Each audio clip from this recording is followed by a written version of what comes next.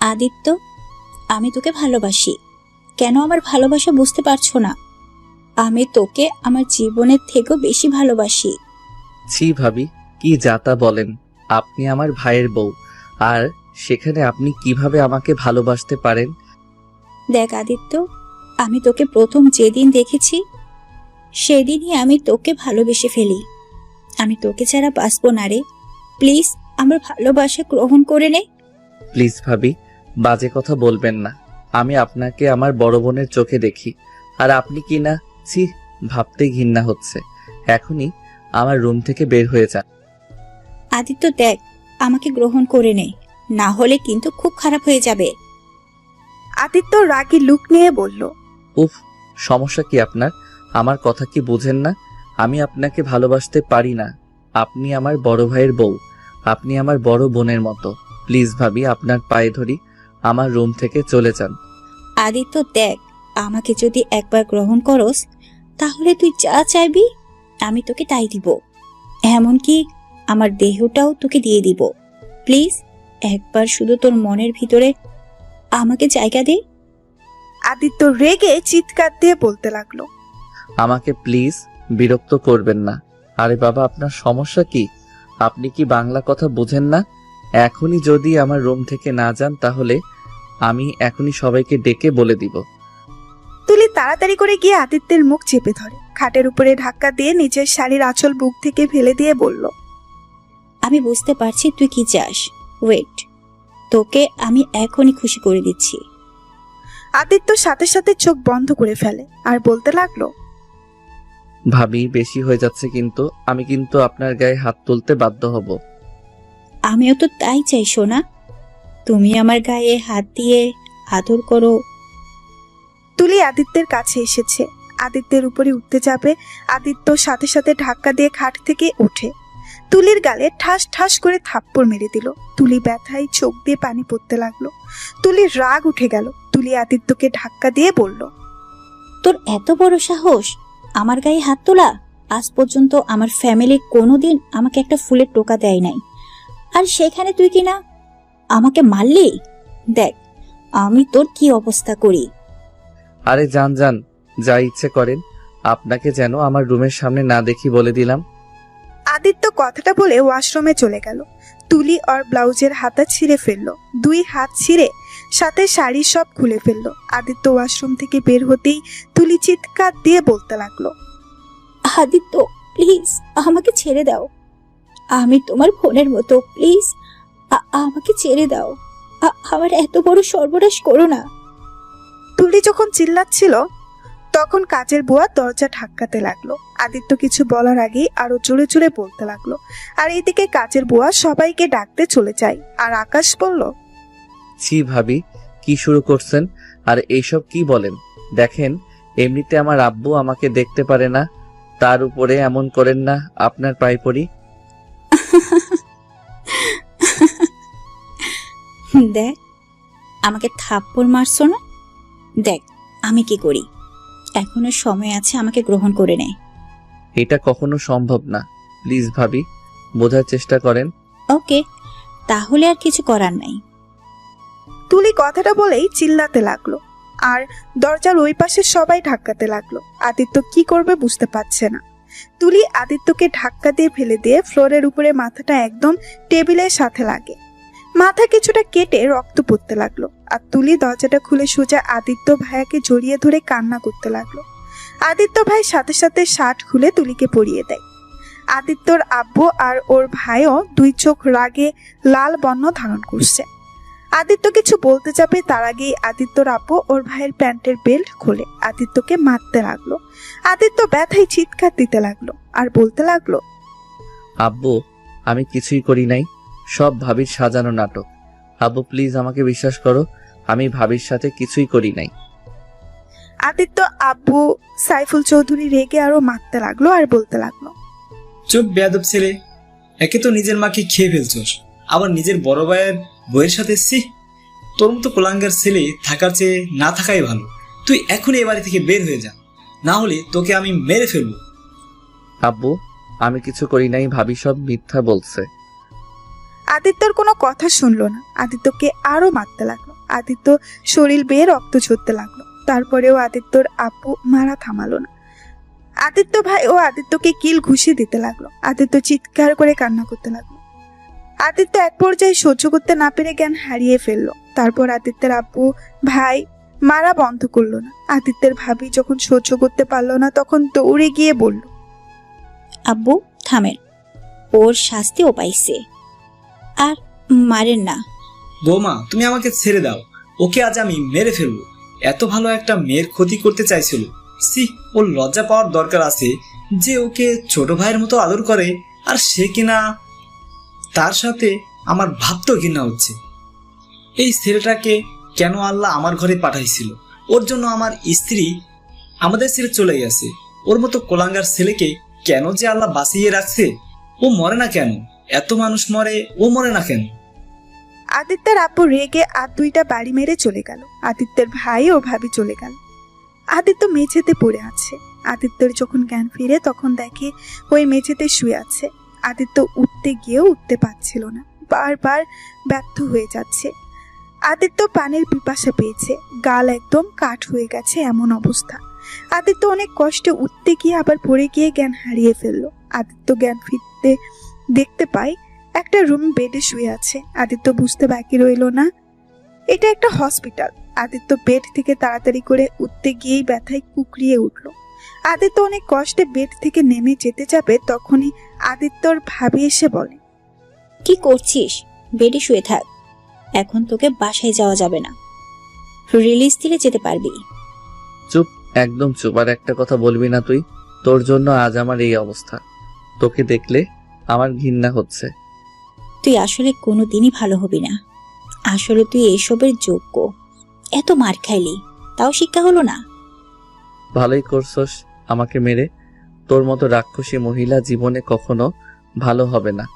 আদিত্য কথাগুলো বলে হসপিটাল থেকে বের হয়ে সোজা বাসায় গেল। বাসায় যেতেই আদিত্যর আব্বু বলল, কিরে, তুই এখানে কি করস? আর তুই মরস নাই? আদিত্যর আব্বুর কথা শুনে চোখ দিয়ে টপ টপ করে পানি পড়তে লাগলো। আদিত্য চোখ পানি মুছে আর আব্বুর দিকে তাকিয়ে মুস্কি হাসি দিয়ে বলল, আব্বু, আমি মরলে বুঝি তুমি অনেক খুশি হতে, তাই না? দুঃখিত আব্বু, তোমার খুশিটা হতে দিলাম না। আমার মৃত্যু যেদিন হবে তোমাকে জানাবো। চুপ কর, তুই এখান থেকে যা। তোকে দেখলে আমার শরীরের সব রক্ত মাথায় উঠে যায়। এখনই আমার চোখের সামনে থেকে যা। হ্যাঁ, চলে যাব সারা জীবনের মতো। আব্বু, তোমার কাছে আমার কিছু প্রশ্ন ছিল। তাই নাকি? সারা জীবনের মতো চলে যাবি? তার মানে তুই আত্মহত্যা করবি নাকি? শোন, আত্মহত্যা করতে পারবি না। দূরে কোথাও গিয়ে মরে। এইসব পুলিশের ঝামেলা নিতে পারছি না। মরে একটু শান্তি দেয় আমাদের। এখানে মরে আরো বিপদে ফেলে দিস না। আদিত্য আর আব্বুর কথাগুলো যেন আদিত্যের বুকে সোজা গেঁথে যাচ্ছে। মনে হচ্ছে কেউ তীর দিয়ে বুকে একদম গেঁথে ফেলছে। আদিত্য অনেক কষ্টে মুখে হাসি টেনে বলল, চিন্তা করো না আব্বু, তোমাদের কোনো ঝামেলা হোক আমি কখনো এমন কাজ করব না। আচ্ছা আব্বু, একটা কথা বলো না, আমার উপরে তোমার এত রাগ কেন? আচ্ছা আব্বু, আমাকে জন্ম দিতে গিয়ে আম্মু মারা গেছে, সেইখানে আমার দোষ দাও। আব্বু, মানুষ কখন মারা যাবে, কখন কি হবে, সব উপর আল্লাহর ইচ্ছে। উনি যখন নিয়ে যাবে তখন তাকে যেতে হবে। সেইখানে আমার হাত কোথায় পেলে? আব্বু, তুমি যে আমাকে এই অভিযোগ দিয়ে আমাকে ছোটবেলা থেকে অবহেলা আর ঘৃণা করো না। আব্বু, সত্যি বলতে তুমি এটা বোকামি করছো। আব্বু, আমি আম্মুর মৃত্যুর জন্য দায়ী না, তুমি আম্মুর মৃত্যুর জন্য দায়ী। তুমি যদি আম্মুকে সময় দিতে আজ এমন হইতো না। সেদিন তোমার জন্য আম্মু সিঁড়ি থেকে পড়ে গেছিল, যার কারণে পেটে ব্যথা পায়। ভাগ্যক্রমে আমি বেঁচে গেলে আম্মু মারা যায়। আব্বু, এখানে আমার দোষটা কোথায়? যাই হোক আব্বু, তোমাকে বোঝানোর ক্ষমতা আমার নাই। তুমি ভালো থেকো, নিজের যত্ন নিও। আর হ্যাঁ আব্বু, আমি ভাবির সাথে কিছুই করি নাই। ধুর, এইসব কেন তোমাকে বলছি? তুমি তো আমাকে বিশ্বাস করো না। তোমাকে বলে উদয় মুখ নষ্ট করা। গুড বাই আব্বু, ভালো থেকো। আদিত্য আরো কিছু বলতে যাবে তার আগে রেগে আদিত্যের আব্বু আদিত্যের গালে ঠাস ঠাস করে থাপ্পড় মেরে দিল। আদিত্য থাপ্পড় খেয়ে গালে হাত দিয়ে মুস্কি হাসি দিল। তারপর নিজের রুমে চলে গেল। রুমে গিয়ে ওর ফোনটা আর ওয়ালেটটা নিয়ে বের হয়ে গেল। শেষবারের মতো বাড়িটা ভালো করে চোখ বুলিয়ে দেখতে লাগলো। তারপর ওর আব্বুর থেকে বিদায় নিয়ে বের হয়ে আসলো। আদিত্য আনমনে হাঁটতে লাগলো রাস্তা দিয়ে, সারা শরীরে ব্যান্ডেজ করা। সবাই আদিত্যকে অদ্ভুতভাবে তাকিয়ে দেখতে লাগলো। আদিত্য একটা গাছের আড়ালে গিয়ে হাত পায়ের ব্যান্ডেজ খুলে ফেলে দিল, শার্টের হাতা দিয়ে পুরো হাত ঢেকে নিল। আদিত্য হাঁটতে লাগলো। আদিত্য হাঁটতে হাঁটতে অনেক দূরে চলে আসছে। আদিত্য ব্রিজের কাছে চলে আসছে। রাতের অন্ধকারে আদিত্য দাঁড়িয়ে আছে ব্রিজের উপরে একা। আদিত্য ভেবে পাচ্ছে না কি করবে। লাফ দিতে গিয়ে ভয় লাগলো। আদিত্য ব্রিজের গ্রিল উপরে উঠে দাঁড়ালো। আদিত্য চোখ বন্ধ করে ওর আব্বুর কথা ভাবতে লাগলো। আদিত্য অতীতগুলো ভাবতে লাগলো আর দুই চোখ বেয়ে চোখের পানি পড়তে লাগলো। আদিত্য দুই হাত পাকনা মেলার মতো করে দাঁড়িয়ে জোরে চিৎকার করে বলতে লাগলো, এ আল্লাহ, আমি তো বাঁচাতে চাইছিলাম। আল্লাহ, কেন তুমি আমাকে এমন ফ্যামিলিতে জন্ম দিলে? আল্লাহ, আমি কি এত খারাপ যে কারো ভালোবাসা পাওয়ার যোগ্য না? আল্লাহ, তুমি আমাকে ক্ষমা করে দিও। আমি আর এই কষ্ট সহ্য করতে পারছি না, তাই ভুল সিদ্ধান্ত নিতে বাধ্য হয়েছি। আদিত্য যেই লাফ দিতে যাবে তখনই একটা ছেলে লাফ দিয়ে আদিত্যর হাত টেনে ধরে। আদিত্য চোখ খুলে দেখে কেউ ওর হাত ধরে ফেলেছে। আদিত্য কিছু বলার আগেই ছেলেটা বলল, এই আপনি এসব কি করছেন? আমার হাত ধরে উঠে আসেন। কে ভাই আপনি? প্লিজ আমার হাত ছেড়ে দেন, আমি বাঁচতে চাই না, প্লিজ আমাকে ছেড়ে দেন। দুর্বোকা, আত্মহত্যা করলে কি সব সমস্যার সমাধান হয় নাকি? এখনই আমার হাত ধরে উঠে আসেন। দেখেন, আত্মহত্যা মহাপাপ, তাই এই কাজটা করা ঠিক না। দুনিয়ার কষ্ট সহ্য করতে পারছেন না বলে আত্মহত্যা করতে যাচ্ছেন। আর দুনিয়ার পরে যে একটা জীবন আছে সেইটা কি ভুলে গেছেন? তখন ওই কষ্টগুলো সহ্য করতে পারবেন তো? তার থেকেই শুনেন, নামাজ কালাম পড়েন, আল্লাহর উপর ভরসা রাখেন, ইনশাল্লাহ সব একদিন ঠিক হয়ে যাবে। দেখেন, প্লিজ জ্ঞান দিবেন না, যার যার দুঃখ সেই বুঝে। হ্যাঁ, আমার থেকে এটা কেউ ভালো বুঝবে না। দেখেন ভাই, আমি জানি না আপনার কিসের এত দুঃখ, কিসের এত কষ্ট, বাট ভাই, যত দুঃখ কষ্টই হোক, নিজেকে আগে ভালোবাসুন, তারপর অন্য কথা ভাবেন। আগে নিজের পায়ে দাঁড়ান, দেখেন সব ঠিক হয়ে যাবে। ভাই, আপনার মতো আমিও আত্মহত্যা করতে গিয়েছি অনেকবার, বাট দেখেন আজ আমি একটা চাকরি করি, নিজের খাওয়া পড়া চালাতে পারি, কোনো সমস্যা হয় না। জানেন, আমার এই দুনিয়াতে একটা ভাই ছিল, সেও আমাকে ছেড়ে চলে গেছে। এখন আমার স্ত্রী ছাড়া আমার কেউ নাই এই দুনিয়াতে। আমার মা বাবার মুখটাও মনে নাই। আমাদের দুই ভাইকে একা করে রেখে পরপারে পাড়ি জমিয়েছে তারা। ছোটবেলা থেকে সবার লাথি গুঁতা খেয়েই বড় হয়েছি দুই ভাই। সমাজে আমাকে বলা হয় ফুটপাতের বখাটে ছেলে। যার মা বাবা বেঁচে নাই, তারপরেও জীবন যুদ্ধ করে আজ এত দূরে এসেছি। আদিত্য রাকিবের কথা শুনে কিছুটা খারাপ লাগলো। আদিত্য কিছু না বলে উপরে উঠে আসলো। রাকিব আদিত্যকে দেখে বলল, আপনার নাম কি? আমার নাম আদিত্য। আপনার?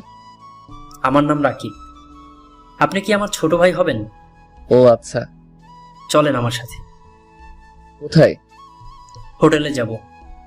হোটেলে কেন? জি বলছি, আমি আমার বসের সাথে এসেছি। আমি ড্রাইভিং করি। আমি থাকি সিলেট, এখানে এসেছি বসের অফিসের কাজের জন্য। ও, আমি আপনার সাথে হোটেলে গিয়ে কি করব? আপনার জীবন কাহিনী শুনতে চাই, তাই আগে ফ্রেশ হয়ে খাবার খেয়ে তারপর আপনার কাহিনী শুনব। চলেন তো, এত কি ভাবেন? আমার বসকে নিয়ে ভাবছেন নাকি আবার? আরে ভাববেন না, আমার বস অনেক ভালো একটা মানুষ, আমাকে অনেক ভালোবাসেন। চলেন আপনি। আদিত্য কিছু বলার আগেই রাকিব আদিত্যকে টেনে নিয়ে গেল। আদিত্যকে গাড়িতে বসিয়ে নিচে চলে গেল। হোটেলে গিয়ে আদিত্যকে রাকিবের রুমে নিয়ে গেল। দুজন ফ্রেশ হয়ে নিল।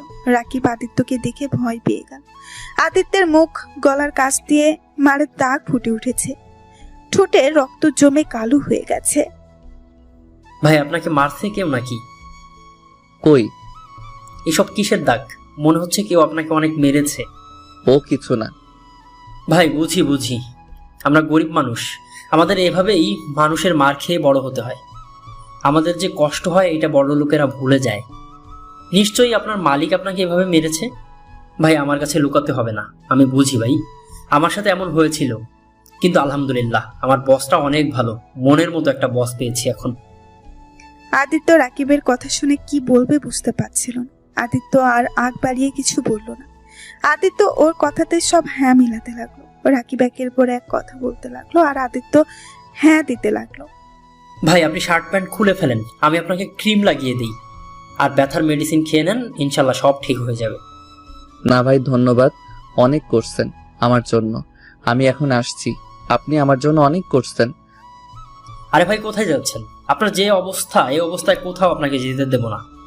শোনেন, আপনি আগে সুস্থ হলে আমি আপনার একটা কাজের ব্যবস্থা করে দেব, আর বসের সঙ্গে কথা বলে আপনার কাজের ব্যবস্থাটা আমি অবশ্যই করে দেব। হ্যাঁ, আদিত্য কিছুক্ষণ ভেবে বলল, সত্যি আপনি আমাকে কাজ পাওয়াই দিবেন?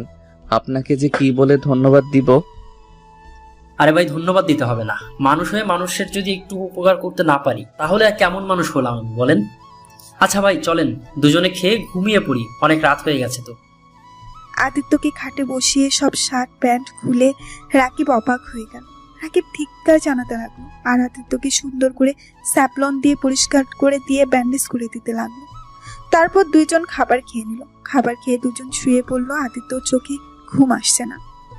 আদিত্য মাথার ভেতরে ওই কথাগুলো ঘুরপাক খাচ্ছে। আদিত্য চোখ দিয়ে অনবরত পানি বের হতে লাগলো। আদিত্য মনে মনে ভাবতে লাগলো, আল্লাহ আমাকে ধৈর্য ধরার তৌফিক দান করেন। আমি আর এসব সহ্য করতে পারছি না। আদিত্য কথাগুলো ভাবতে ভাবতে ঘুমিয়ে গেল। রাকিব আদিত্যকে দেখে বলল, এই তোমার তো শরীরে অনেক জ্বর। শোনো, তুমি শুয়ে থাকো, আমি মেডিসিন নিয়ে আসছি। আর তুমি করে বলছি বলে কি রাগ করছো নাকি? আবার রাগ করো না। না থাক, লাগবে না। আপনি এমনিতে আমার জন্য অনেক করছেন। দেখো তুমি আমার ভাইয়ের মতো, তাই অত কথা বলো না। আমি যা বলি শুনো, চুপচাপ শুয়ে থাকো। আদিত্যকে কিছু বলতে না দিয়ে বাহিরে চলে গেল। আদিত্য খাট থেকে অনেক কষ্টে ওঠে ফ্রেশ হতে চলে গেল। ফ্রেশ হয়ে এসেছে, খাটে শুয়ে পড়লো। রাকিব বাহিরে গিয়ে ওষুধ দিয়ে চলে আসলো। এসে আদিত্যকে খাবার খাইয়ে মেডিসিন দিয়ে দিল। রাকিব চলে যেতে নেবে আদিত্য রাকিবের হাত ধরে। রাকিব কিছু বলার আগে আদিত্য শক্ত করে জড়িয়ে ধরে কান্না করতে বলল, ভাইয়া, আপনি আমার আপন কেউ না হয়ে আমার জন্য এত কিছু করছেন। আর আমার কাছের মানুষগুলো এমন ভালোবাসে আমায় যে আমি ঘরের ভিতরে মরে থাকলেও কেউ আমাকে দেখতে আসতো না। আমার যত্ন নিবে তো দূরের কথা। রাকিব আদিত্যের মাথায় হাত বুলিয়ে দিতে দিতে বলল, ভাই আমার, এভাবে কান্না করো না। আমাকে একবার যখন ভাইয়া বলছো, আজ থেকে তুমি আমার ছোট ভাই। হ্যাঁ, আমার সাধ্য অনুযায়ী তোমাকে ভালো রাখার চেষ্টা করবো, আমি কথা দিলাম। ভাইয়া। আদিত্য ভাইয়া ডাক দিয়ে আরো জোরে শক্ত করে জড়িয়ে ধরলো। রাকিব আদিত্যের চোখ মুছে কপালে চুমু দিয়ে আদিত্যকে শুয়ে দিল। এভাবে 5 দিন কেটে গেল। রাকিবের বসের কাজ শেষ, তাই আদিত্যকে বলল, ভাই তুই রেডি হয়ে নে, আমরা আজকে গ্রামে চলে যাব। ওকে ভাইয়া। আদিত্য উঠে গিয়ে ফ্রেশ হয়ে রেডি হতে লাগলো। রাকিব আদিত্যকে শার্ট প্যান্ট সব কিনে দিয়েছে। সেই সব আদিত্য একটা লাগেজে তুলতে লাগলো। আদিত্য এখন মোটামুটি অনেকটা সুস্থ। ওদের গোছানো শেষ হলে দুজন বেরিয়ে যায়। রাকিব ড্রাইভিং করতে লাগলো। আদিত্য রাকিবের পাশে বসে আছে, আর রাকিবের বস রায়হান চৌধুরী পেছনে বসে আছে। তা আদিত্য, তুমি এখন অনেক ছোট, তোমার সাথে কথা বলার সময় হয় নাই। তা তুমি কোন ক্লাসে পড়ো? জি স্যার, আমি ইন্টার সেকেন্ড ইয়ারে পড়ি। রায়হান চৌধুরী আর রাকিব অবাক হয়ে আদিত্যের দিকে তাকিয়ে আছে। রায়হান চৌধুরী রাকিবকে বলল, কি বলো, এত ছোট ছেলে ইন্টার সেকেন্ড ইয়ারে? আমি তো ভেবেছিলাম তুমি ক্লাস 10-এ পড়ো। সবাই আমাকে পিচ্ছি ভাবে, আর আমার পড়া এগিয়েছে তাই আর কি। যাক রাকিব, একটা কাজ ভালো করেছো, তোমার ছোট ভাইকে পড়িয়ে। স্যার, আমাকে একটা চাকরি দেওয়া যায় না? ভাইয়া একা একটা সংসার চালায়, আমিও জব করলে ভাইয়ার অনেক সুবিধা হতো। তোকে কাজ করতে হবে না, আমি একাই সংসার চালাতে পারবো। আর আমাদের সংসারে মাত্র 3 জন, তুই, তোর ভাবি আর আমি। আদিত্য তো অবাক হয়ে তাকিয়ে আছে রাকিবের দিকে। রায়হান সাহেব বলল, রাকিব ঠিক বলেছে, তুমি ভালো করে পড়াশোনা শেষ করো, পরে আমি তোমাকে ভালো একটা জবের ব্যবস্থা করে দেব। স্যার, আমাকে তাও একটা জব দিন না, আমি পড়াশোনার পাশে কাজও করতে চাই। প্লিজ প্লিজ ভাইয়া, তুমি না করো না। আরে বলছি না, করতে হবে না, পড়াশোনায় মনোযোগ দে, বুঝলি? আচ্ছা ঠিক আছে, একটা কাজ করতে পারো, আমাদের বাসায় প্রতিদিন বাজার করে দিতে পারো, বাগানে পানি দেবে সময় মতো, আর টুকটাক কাজ করে দিতে পারবে। তাহলে তোমার পড়ার সময়টাও পাবে, তোমার কাজ করাও হবে। ওকে স্যার, ধন্যবাদ। স্যার, আপনি না অনেক ভালো। ভাইয়ার কাছে আপনার অনেক কথা শুনছি, আজ নিজের চোখে দেখলাম আসলে আপনি অনেক ভালো মনের মানুষ। থাক, আর বানিয়ে বানিয়ে কথা বলতে হবে না, আমি অত ভালো মানুষ না। আর শুনো, তোমার বেতন 7,000 দিলে কি তোমার কোনো সমস্যা হবে? আলহামদুলিল্লাহ, কোনো সমস্যা হবে না। আদিত্য অনেক খুশি হলো। আদিত্য মনে মনে ভাবতে লাগলো, যাক, ভালো হলো। এইসব কাজ কোনো ব্যাপার হবে না। বাজার তো মাঝে মাঝে করছি আমি, ইনশাল্লাহ কাজগুলো ঠিক মতো করে দিতে পারলেই হলো। কি রে, এত কি ভাবিস? কই কিছু না ভাইয়া। তিনজন সারা রাস্তা কথা বলতে বলতে যেতে লাগলো। রায়হান চৌধুরী আদিত্যর পুরো ভক্ত হয়ে গেল। আদিত্য কথাগুলো অনেক সুন্দর করে মনোযোগ দিয়ে শুনছে। আদিত্য যত কথা শুনছে তত অবাক হয়ে যাচ্ছে।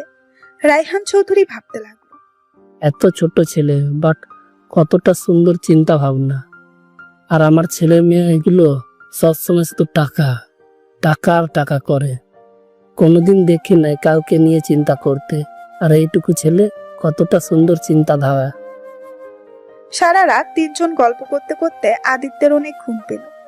গাড়িতে ঘুমিয়ে গেল। সকাল হলেই রাকিব ডাক দিল। আদিত্য ঘুম ভাঙতে দেখে একটা বাড়ির সামনে গাড়িটা থামিয়েছে। টিন দিয়ে গেট করা। আদিত্য গাড়ি থেকে নামলো। রাকিব সাথে নামলো। রাকিব টিনের গেট খুলে ভেতরে ঢুকলো। আদিত্য দেখতে পেল অনেক বড় একটা উঠান, আর তার সামনে হাফওয়ালা করা ঘর, আর এক পাশে নানা ধরনের সবজি গাছ লাগানো, আর এক পাশে রান্নাঘর। বাড়িটা অনেক সুন্দরভাবে গোছানো হয়েছে। রাকিব ডাকতে লাগলো, ময়না, এই ময়না, কোথায় গেলে তুমি? ময়না কে ভাইয়া? তোমার ভাবির নাম আবার ময়না? আচ্ছা, তুমি ঘরে বসো, আমি দেখি তোমার ভাবি কোথায় গেল। হ্যাঁ। আদিত্যকে ঘরে নিয়ে গেল। ঘরের ভেতরে দেখতে পেল এক পাশে ওয়ার্ড্রপ, তার সাথে শোকেস, আর এক পাশে সোফা, টেবিল, আর তার সামনে দেওয়ালের সাথে টিভি আর কয়েকটা সাইডে খাট। আদিত্য সোফায় বসলো। রাকিব বাহিরে গেল। আদিত্য রুমটা দেখতে লাগলো। আদিত্য বসে থেকে হাতের ক্ষতর দিকে তাকিয়ে দেখতে লাগলো। মাঝে মাঝে একটু ব্যথা করে। আদিত্য নিচের দিকে মুখ করে আছে। তখন রুমে কেউ একজন ভেতরে ঢুকে বলল, আদিত্য, তোর ভাবি এসেছে। ময়না, এটাই আদিত্য, যার কথা তোমাকে আমি বলেছিলাম। আদিত্য ময়নাকে সালাম দিলেই ময়না হাসি মুখে সালামের উত্তর নিয়ে আদিত্যর সাথে টুকটাক কথা বলে। আদিত্য আর রাকিবকে ফ্রেশ হয়ে আসতে বলল। আদিত্য, তাহলে চল, দুজনে ফ্রেশ হয়ে আসছি। আর এই যে পাশের যে রুমটা, এখানেই তুই থাকবি। যা, রুমের ভেতরে গিয়ে তোর ব্যাগ রেখে আয়। ওকে ভাইয়া। আদিত্য ব্যাগটা নিয়ে পাশের রুমে চলে গেল। এই রুমে তেমন কিছুই নাই, শুধু একটা খাট আর পড়ার টেবিল, আর দুইটা চেয়ার আর কাঠের আলমারি। আদিত্য ব্যাগ রেখে রাকিবের সাথে কলের পাড়ে চলে গেল। আদিত্য কল চাপ দিতে গিয়ে পারছিল না। রাকিব আর ময়না হাসতে লাগলো। আরে তুই ওইখানে দাঁড়া, আমি তোকে দেখিয়ে দেই কিভাবে পানি বের করতে হবে। মানে ভাইয়া, আমি তো কখনো করি নাই, তাই আর কি। বুঝেছি, এখন তুই আমারটা দেখে শিখে নে। আদিত্য রাকিবের দিকে তাকিয়ে দেখতে লাগলো। আদিত্য পরে রাকিবকে সরিয়ে দিয়ে ওই নিজেই চাপ দিতে লাগলো।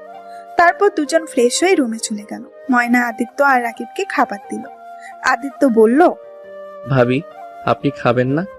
তুই খা, ওকে আমি খাইয়ে দেব, আর আমি খাবো। হ্যাঁ। আদিত্য শুনে অবাক হয়ে তাকালো। রাকিব ময়নাকে খাইয়ে দিতে লাগলো আর নিজেই খেতে লাগলো। আদিত্য হা করে তাকিয়ে থাকতে দেখে ময়না লজ্জা লাগতে লাগলো। কিরে, তুই এভাবে তাকিয়ে আছিস কেন? তোকেও কি খাইয়ে দেবো নাকি? রাকিব কথাটা বলে আদিত্যের মুখে খাবার দিয়ে দেয়। আদিত্য খাবার মুখে দিয়ে বলল, আসলে ভাইয়া, তোমাদের ভালোবাসা দেখে আমি মুগ্ধ হয়ে গেছি। ওকে, তুমি ভাবিকে খাইয়ে দাও। তাই? আচ্ছা, তুই তাহলে খা। আদিত্য খেতে লাগলো। আদিত্য খাবারগুলো খেতে অনেক সমস্যা হচ্ছে। খাবারে অনেকটা ঝাল হয়েছে। আদিত্য চোখ দিয়ে ঝালে পানি বের হতে লাগলো। ঠোঁট ছোড়া লাল বর্ণ ধারণ করলো। আদিত্যের দিকে তাকাতেই রাকিব বলল, আদিত্য, কি হয়েছে? কান্না করছিস কেন? কিরে, তোর কি ঝাল লাগছে নাকি? না, তেমন কিছু না ভাইয়া, তুমি খাও। ময়না বুঝতে পেরে আদিত্যকে পানি দিল। আদিত্য ঢক ঢক করে পানি খেয়ে নিল। ময়না আদিত্যকে বলল, তোমার ঝাল লাগছে আগে বলবে না? এভাবে জোর করে খাবার খাচ্ছ কেন? এইটা তোমার নিজের বাড়ি ভাবতে পারো। তুমি থাকো, আমি মিষ্টি নিয়ে আসছি। কথাগুলো বলে তারপর উঠে ফ্রিজ থেকে মিষ্টি আনতে চলে গেল। রাকিব আদিত্যের দিকে তাকিয়ে বলল, ঝাল খেতে পারোস না? আমাকে তো আগে বলবি। এভাবে জোর করে কেউ খায় বোকা? তোর ভাবির কথাই আবার কিছু মনে করিস না। হ্যাঁ। আরে না, ভাবির উপরে রাগ করবো কেন ভাইয়া? তুমি আর ভাবি না অনেক ভালো। নে মিষ্টিগুলো খেয়ে নে। আদিত্য মিষ্টি খেতে লাগলো। আচ্ছা, তুমি মিষ্টিগুলো খাও, আমি তোমার জন্য ডিম পোস্ট করে নিয়ে আসছি। ভাবি থাক, এত কষ্ট করতে হবে না, আমি এটা খেতে পারবো। তুমি চুপচাপ বসে থাকো, আমি আসছি। ময়না রান্নাঘরে গেল। আদিত্য মিষ্টি খেয়ে কিছুটা ঝাল কমতেই আদিত্য বাহিরের দিকে তাকিয়ে দেখে ময়না রান্নাঘরে আগুন জ্বালাচ্ছে। ভাইয়া, ভাবি কি করে? ভাবিকে ডিম ভাজতে না করো, আমি এটা দিয়ে খেতে পারবো। আরে করুক, আমি বললে শুনবে না, তুই একটু অপেক্ষা কর। সরি ভাইয়া, ভাবি এত সুন্দর করে রান্না করছে, আমি সেটা খেতে পারলাম না, আবার ভাবিকে কষ্ট দিলাম। আরে দূর, সমস্যা নেই। কিছুক্ষণের ভেতরে ময়না ডিম ভেজে আদিত্যকে দিল। আদিত্য ধন্যবাদ দিয়ে খাবার খেয়ে উঠল। আদিত্য পাশের রুমে খাটে বসে থাকলো নিচের দিকে। আদিত্য রাকিবকে চলে যেতে দেখে বলল, ভাইয়া, রুমে বসে থাকতে ভালো লাগছে না, এই গ্রামটা ঘুরে দেখতে চাই। তোর ভাবিকে নিয়ে যা, আমি একটু কাজে যাব। ভাবি সাথে যাব? আচ্ছা ভাইয়া, স্যারের বাসা কোথায়? এখান থেকেই 10 মিনিট লাগে যেতে মাত্র। তাহলে সকালে আমাকে নিয়ে যাও, বাসাটা দেখিয়ে দিলে চলবে। আচ্ছা তুই থাক, আর শোনো, রাতে এসে কথা হবে, হ্যাঁ? রাকিব চলে গেল। আদিত্য বসে আছে। তখন ময়না এসে বলল, আদিত্য, তোমার হয়তো ভালো লাগছে না। আচ্ছা, আমার সাথে চলো, তোমায় সারা গ্রাম ঘুরে দেখাই। আদিত্য ময়নার সাথে বের হল। সারা গ্রাম দুইজন ঘুরল আর সবার সাথে পরিচিত হয়ে নিল। এখন প্রায় মানুষ জানে আদিত্য রাকিবের ভাই। দুজন বাসায় আস্তে আস্তে সন্ধ্যা হয়ে গেল। আদিত্য সারাদিন ময়নার সাথে থেকে অনেকটা আদিত্য এখন ময়নাকে নিজের বড় বোনের মতোই লাগছে। আদিত্য আর ময়না বাসায় এসেছে, যার যার রুমে চলে গেল। ময়না রান্নাঘরে চলে গেল রান্না করতে, সবকিছু গুছাতে লাগলো। আদিত্য গিয়ে বলল, ভাবি আমি আপনাকে হেল্প করি, আমি রান্না করতে পারি টুকটাক, বাট এইটা দিয়ে কাটতে পারি না। চাকু আছে কি? ওইটা দিন, সবকিছু কেটে দেই। আদিত্যর কথা শুনে ময়না কিছুটা হাসলো। আদিত্যকে উদ্দেশ্য করে বলল, কোনো কাজ করতে হবে না, এখানে বসে থেকে গল্প করলে আমি খুশি হব। না ভাবি, চাকু থাকলে দেন, আমি কেটে দেই। ওই তো চাকু, ওইটাতে কি ধার আছে? আদিত্য গিয়ে চাকু ধরে দেখে ধার আছে। পরে ময়নাকে তুলে দিয়ে আদিত্য কাটাকাটি করতে লাগলো। ময়না মিটিমিটি হাসতে লাগলো আর রান্না করতে লাগলো। ময়নাকে হাসতে দেখে বলল, ভাবি হাসেন কেন? ভাবছি আমার ছোট ভাইটার বউটা অনেক লাকি হবে, তার রান্না করতে হবে না। কি যে বলেন না ভাবি, আর আমি বিয়ে করব না? মানে আমাকে কে বিয়ে করবে? আমার পরিচয় নাই। চুপ, কি বলো? তোমার পরিচয় নাই মানে? তুমি তো আমাদের ছোট ভাই আর রাকিবের ভাই, এটাই সবাই জানে। আচ্ছা ভাবি, আমাকে সবাই রাকিব ভাই আর ছোট ভাই কেন ভাবছে? ভাইয়ার তো ফ্যামিলিতে কেউ নাই। তোমার ভাইয়ারও একটা ছোট ভাই ছিল, কিন্তু ওই রোড অ্যাক্সিডেন্ট করে মারা যায়। এইটা কেউ জানেন না, তাই সবাই তোমাকে ওর ছোট ভাই ভাবছে। আর সব থেকে মজার বিষয়, তোমার নাম আর ওর নাম এক, আদিত্য। ও আচ্ছা, আদিত্যকে কেউ কেউ দেখে নাই। না, ও শহরে থাকতো, ওর ভাইয়া এখান থেকে মাসে মাসে টাকা পাঠাতো। ও আচ্ছা, নেন ভাবি, কথা বলতে বলতে আমার কাটাকুটি শেষ। ধন্যবাদ ভাই আমার, যাও তুমি রুমে গিয়ে রেস্ট নাও, আমি রান্না শেষ করে নিই। ভাইয়া কখন আসবে? রাত 10টায় আসবে, তুমি যাও। ও আচ্ছা, আমি এখানে বসে থেকে আপনার রান্না দেখি। আমাকে তো কাজ শিখতে হবে আপনাকে সাহায্য করার জন্য। তাই শিখতে হবে না, তুমি যাও। তোমার ভাবি যতদিন আছে ততদিন একাই সব সামলিয়ে নিতে পারবে। ওকে ভাবি, তাও দেখি একটু। আদিত্য আর ময়না টুকটাক কথা বলতে বলতে কাজ করতে লাগলো। ময়নার রান্না শেষ হলে দুইজন যার যার রুমে যায়। আদিত্যকে অনেকবার খাবার খেয়ে নিতে বলে আদিত্য খায় না। রাকিব আসলে সবাই একসাথে খাবে। রাকিব আসতে আসতে রাত 11টা বেজে গেল। রাকিব এসেছে ময়নাকে ডাকতে লাগলো। ময়না রুম থেকে বের হয়ে কোনো কথা না বলে খাটের দিকে গেল। রাকিব ময়নাকে পেছন থেকে জড়িয়ে ধরে বলল, সরি জান, মালিকেনের মেয়েরা আজ দেশে আসলো, তাই ওইখানে একটু দৌড়দৌড়ি করতে করতে লেট হয়ে গেছে। দুঃখিত জান, প্লিজ ক্ষমা করে দাও আমাকে। তুমি জানো, তোমার অপেক্ষা করতে করতে আদিত্য ঘুমিয়ে গেছে। এত জোর করলাম তাও খাইলো না। ভাইয়া আসলে খাবে। এখন যাও, ওকে ডাক দিয়ে দুইজন ফ্রেশ হয়ে এসে খেতে আসো। হায় আল্লাহ, বলো কি? আচ্ছা আমি এখনই যাচ্ছি। রাকিব আদিত্যের রুমের সামনে গিয়ে নক করতে লাগলো। ঘুম ঘুম চোখে আদিত্য দরজা খুলে দিল। আদিত্যর সামনে গিয়ে রাকিব কান ধরে বলল, খুবই দুঃখিত ভাই, আমার অনেক দেরি করে ফেলেছি। চল তিনজনে খেয়ে নেই এখন। আরে ভাইয়া, সমস্যা নাই। ভাবি ঘুমিয়ে গেছে নাকি জেগে আছে? জেগে আছে, চল। আদিত্য আর রাকিব কলের পাড়ে গিয়ে দুজন ফ্রেশ হয়ে নিল। রুমে এসেছে দেখে ময়না খাবার বেড়ে বসে আছে। আদিত্য আর রাকিব বসে পড়ল। যার যার প্লেট খাবার হাতে নিয়ে খেতে লাগলো, আর রাকিব ময়নাকে খাইয়ে দিতে লাগলো। ভাইয়া, সকালে আমাকে নিয়ে যাবে তো? নিয়ে যাব, কিন্তু তোর কিছু কাগজপত্র বানাতে হবে, তারপর তোকে কলেজে ভর্তি করে দিব। হ্যাঁ ওকে ভাইয়া। ভাইয়া, আমার জন্য তোমাদের অনেক কষ্ট করতে হচ্ছে। দূর, ছোট ভাইয়ের জন্য কিছু করতে না পারলে বড় ভাই হইলাম কি জন্য? আচ্ছা এসব কথা বাদ দিয়ে খেয়ে নে এখন। তিনজন খাবার খেয়ে নিল। তারপর আদিত্য নিজের রুমে এসে ঘুমিয়ে পড়ল। সকালে ঘুম ভাঙতেই রাকিব ওকে নিয়ে রায়হান সাহেবের বাড়িতে গেল। আদিত্য বাড়িটা দেখি কিছুটা অবাক হল। আদিত্য খুব চেনা লাগছে বাড়িটা, বাট বুঝতে পারছে না এটা কোথায় দেখেছিল। আদিত্য পুরো বাড়ি চারিদিকে ঘুরে ঘুরে দেখতে লাগলো। রাকিব আদিত্যের কাঁধে হাত দিয়ে বলল, কিরে, বাড়িটা দেখে খুব অবাক হলি নাকি? হ্যাঁ, এত সুন্দর বাড়িতে আমি কাজ করব, বিশ্বাস হচ্ছে না। কত বড় বাড়ি। হা, এটা তো স্যারের বাপের বাড়ি। স্যারের লন্ডনে অনেকগুলো কোম্পানি, অনেকগুলো বাড়ি আছে। আমি 4 মাস পর পর যাই, ওই বাড়ি দেখলে তুই তো একদম খুশিতে মাথা ঘুরে পড়ে যাবি। মানে স্যারের আরো বাড়ি আছে? লন্ডনে বাড়ি থাকতে উনি এখানে কেন থাকে? ওইখানে তার ছেলে মেয়ে, ভাই, আরো অনেক আত্মীয় স্বজন থাকে। আর এখানে শুধু স্যারের স্ত্রী আর তার মা থাকে। এইটা তার বাবার স্মৃতি, তো এই জন্য। ও আচ্ছা। আচ্ছা চল ভিতরে যাই। আর শোন, স্যারের 2টা মেয়ে এসেছে।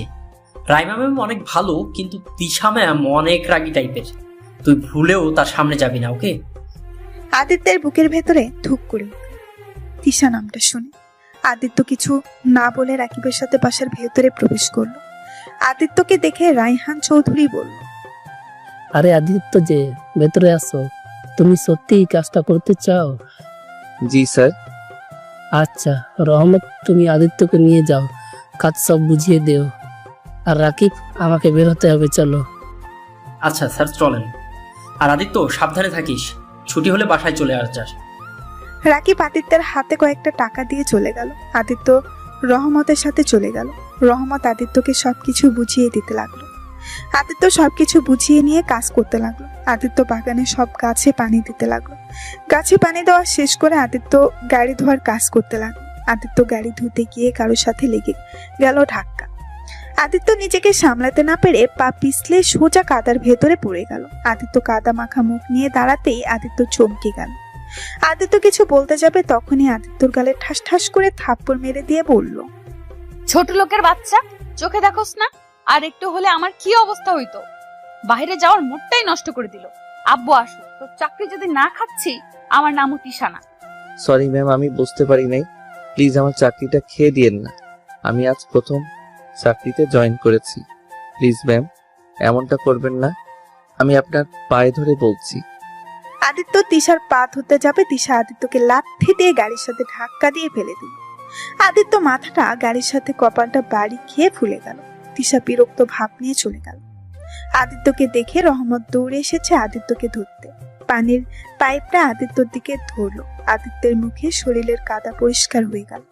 আদিত্য আবার কাজ করতে লাগলো। কাজ শেষ করে আদিত্যকে বাজারে পাঠিয়ে দিল। আদিত্যর সাথে রহমত গেল। দুইজন বাজার করে নিয়ে আসলো। আদিত্য সারাদিন অনেক ভালো কাজ করলো। কাজ শেষ করে সন্ধ্যায় বাসায় ফিরে যায়। বাসায় যেতেই ময়না দেখলো আদিত্যের কপাল ফুলে আছে। কি ব্যাপার ভাই, তোমার কপাল ফোলা কেন? ও কিছু না ভাবি, ভাইয়া বাসায় আসে নাই। না, আবার মনে হয় বাইরে গেছে। তুমি ফ্রেশ হয়ে আসো, আমি তোমার কপালে বরফ লাগিয়ে দেই। আদিত্য ফ্রেশ হতে চলে গেল। ময়না খাবার নিয়ে এসে আদিত্যকে দিল। খাবারটা খেয়ে নাও, মনে হয় না সারাদিন কিছু খাইছো। প্রথম দিন এত কি কাজ করলে? না খেয়ে কাজ করলে শরীর খারাপ করবে তো। আপনি কিভাবে জানলেন আমি না খেয়ে আছি? তোমার মুখ দেখে বোঝা যাচ্ছে আচ্ছা তুমি খেয়ে নাও, আমি বরফ ধরে থাকি। আপনি তো মনে হয় খাবারই খান নাই। না খেয়েছি, তোমার ভাইয়া আজ বাসায় আসতে পারবে না, তাই নিজে হাতে খেয়েছি। ও আচ্ছা।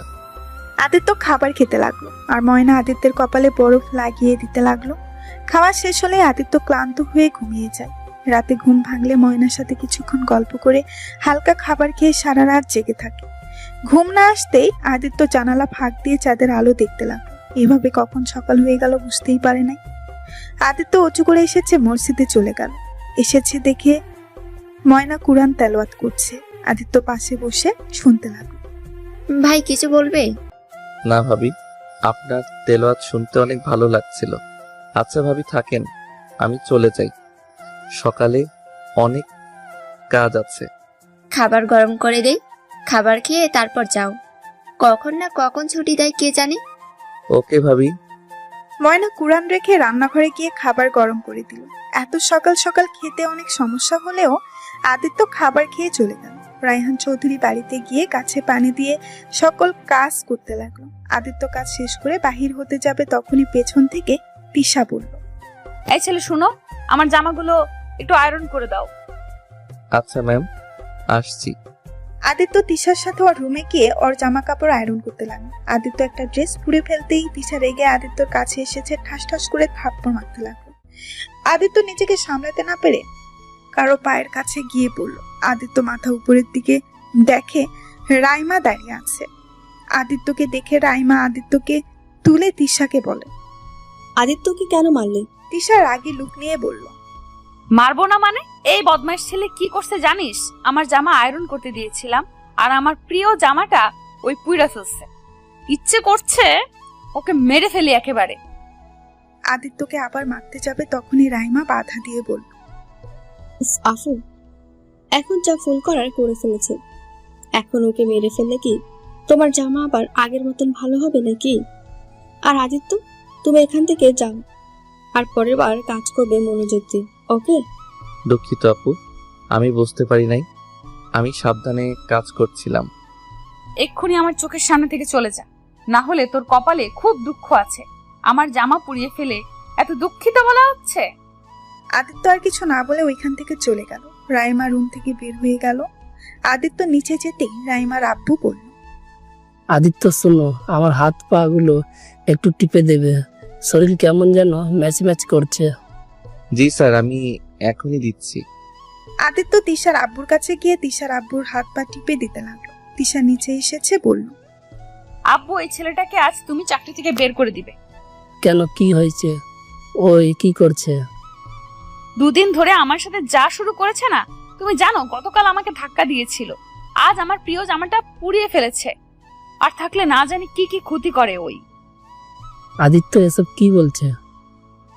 আদিত্য মাথা নিচের দিকে তাকিয়ে কান্না করতে করতে বলল, স্যার, আমি ইচ্ছে করে কিছু করি নাই। স্যার প্লিজ আমাকে ক্ষমা করে দেন, আমাকে চাকরি থেকে বের করে দিবেন না। তখন পেছন থেকে রায়হান চৌধুরী মা আদিত্যের প্রশংসা করতে লাগলো আর আদিত্যকে চাকরি থেকে বের করে দিতে না করে দিল। তিশা রেগে ওইখান থেকে চলে গেল। আদিত্য রায়হান চৌধুরীর মাকে এই দুদিনে অনেকটা পটিয়ে ফেলছে। আদিত্য ধন্যবাদ দিয়ে বের হয়ে গেল। বাসায় গিয়ে আদিত্য রাকিবের সাথে বের হল। আদিত্যের সবকিছু কাগজপত্র বানিয়ে নিল। রাকিবকে মোটামুটি সবাই চেনে, যার কারণে বেশি সময় লাগলো না। আদিত্য আর রাকিব সারাদিন কাজ করে বাসায় চলে আসলো। শোন, আগামীকাল তোকে তাহলে কলেজে ভর্তি করে দেবো, হ্যাঁ? আর শোন, ভালো করে পড়াশোনা করতে হবে কিন্তু। আমি তো পড়াশোনা করতে পারি নাই, তাই আমি চাই আমার ভাইটা যেন ভালো করে পড়াশোনা করে। ইনশাল্লাহ ভাইয়া, তোমার স্বপ্ন আমি পূর্ণ করব। এই তোমরা যাও, ফ্রেশ হয়ে নাও। খাবার খাবে না নাকি? ভাবি, বাহিরে অনেক কিছু খাইছি, আমার পেটে একদম জায়গা নাই, আপনি আর ভাইয়া খেয়ে নেন। আদিত্য কথাটা বলে রুমে চলে গেল আর রাকিব ময়না খাবার খেয়ে নিল। আদিত্য রুমে শুয়ে থেকে উপরের দিকে তাকিয়ে চোখের পানি ছাড়তে লাগলো। আদিত্য ওর ফ্যামিলির কথা ভাবতে ভাবতে ঘুমিয়ে গেল। সকালে ঘুম থেকে উঠে রাকিব আদিত্য কলেজে চলে গেল। আদিত্যকে ভর্তি করিয়ে দিয়ে চলে আসলো। ভর্তি করতে সময় লাগলো না, কারণ রায়হান চৌধুরী আগে থেকে সব বলে দিয়েছিল। আদিত্য ক্লাস করা শেষ করে বাসায় চলে আসে। আদিত্যকে দেখে ময়না বলল, কি ভাই, প্রথম দিন কলেজে কেমন দিন কাটলো? অনেক ভালো ভাবি, আমার বেশ কিছু ফ্রেন্ড হয়ে গেছে। বাহ, তাহলে তো অনেক ভালো। যাও, ফ্রেশ হয়ে খেয়ে নাও। আমাকে কাজে যেতে হবে, আজ সারাদিন তো যাইনি। খেয়ে তারপর যাও। আদিত্য খাবার খেয়ে বের হয়ে গেল। আদিত্য গিয়ে কাজ করতে লাগলো। আদিত্য তিশার রুমে গিয়ে পরিষ্কার করতে লাগলো। তিশা রুমে এসেছে, বলল,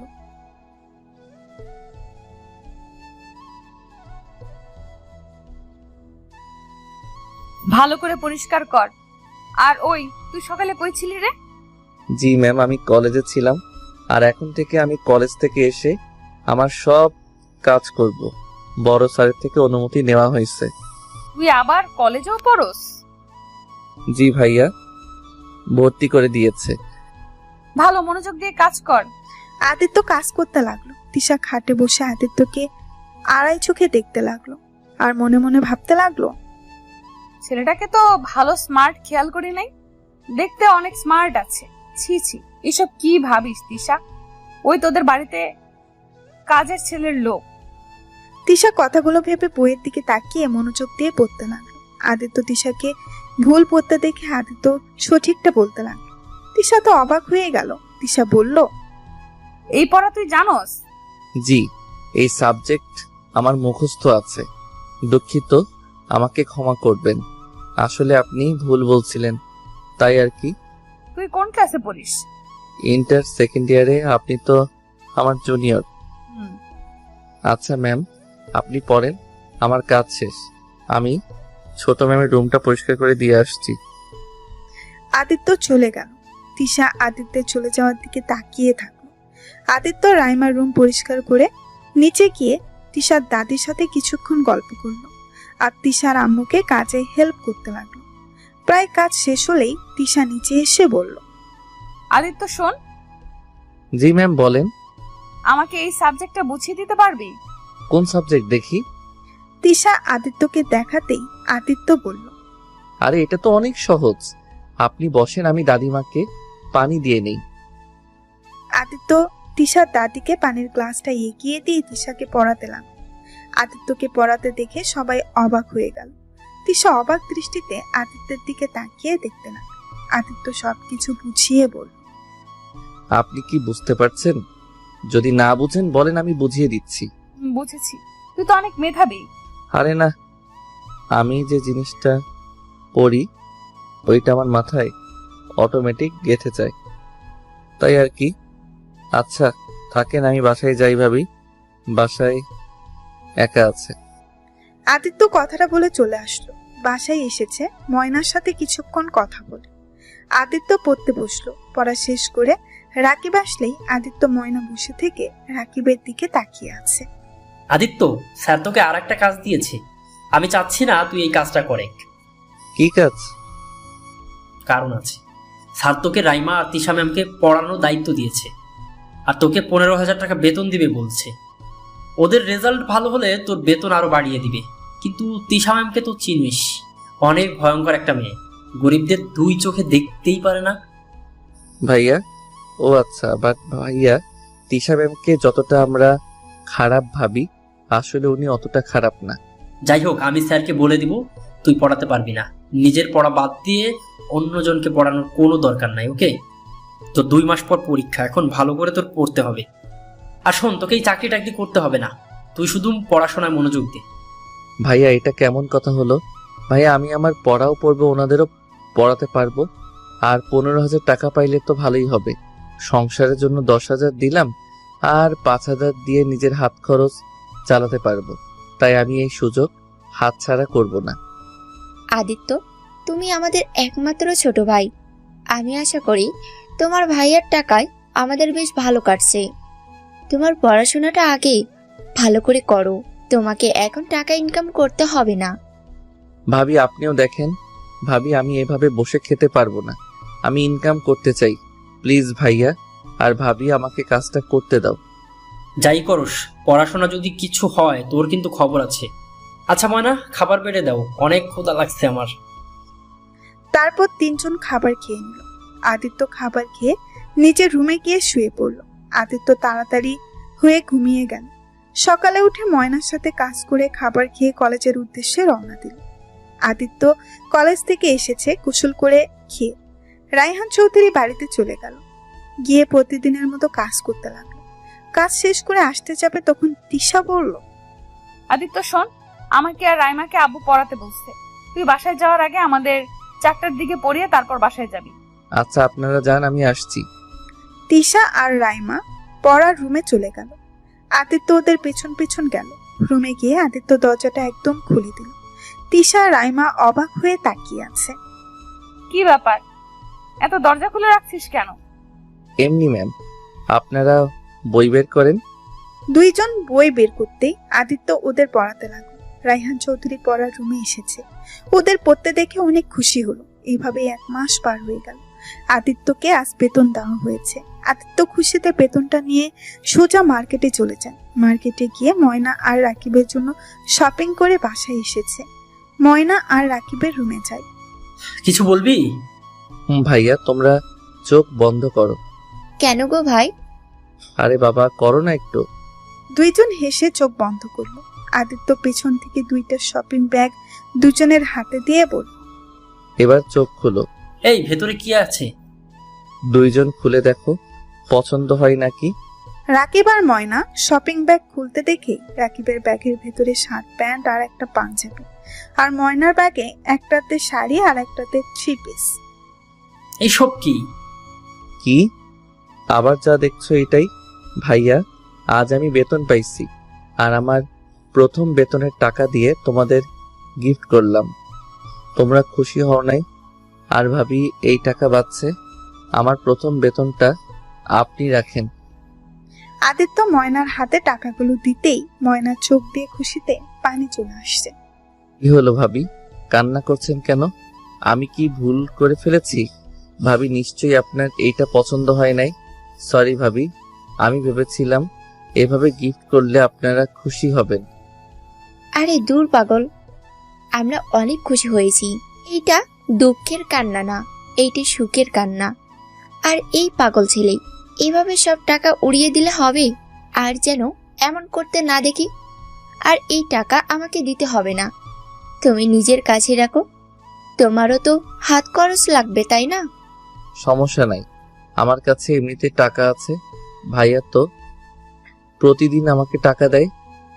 তোর জন্য একটা সারপ্রাইজ আছে, তো রুমে যা। তাই এখনই যাচ্ছি। আদিত্য রুমে যেতেই টেবিলের উপরে একটা শপিং ব্যাগ দেখল।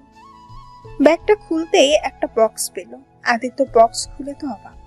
আদিত্য তাড়াতাড়ি করে খুলে পেছনের দিকে তাকাতেই রাকিব, কি পছন্দ হয়েছে ফোনটা? আমার সামর্থ্য অনুযায়ী কিনেছি ভাই, কিছু মনে করিস না। আদিত্য খুশিতে চোখের পানি চলে আসলো। আদিত্য রাকিবকে জড়িয়ে ধরে বলল, ভাইয়া এত টাকা খরচ করার কি দরকার ছিল? আমার ফোন ছাড়া এমনিতে অনেক ভালো ছিলাম। হয়েছে, এই যুগে ফোন ছাড়া থাকা যায় নাকি বুকা?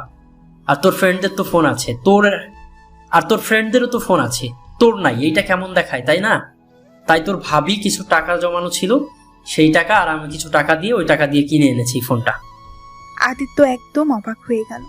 আদিত্য নিজেকে সামলাতে না পেরে রাকিবকে জড়িয়ে ধরে কান্না করতে লাগলো।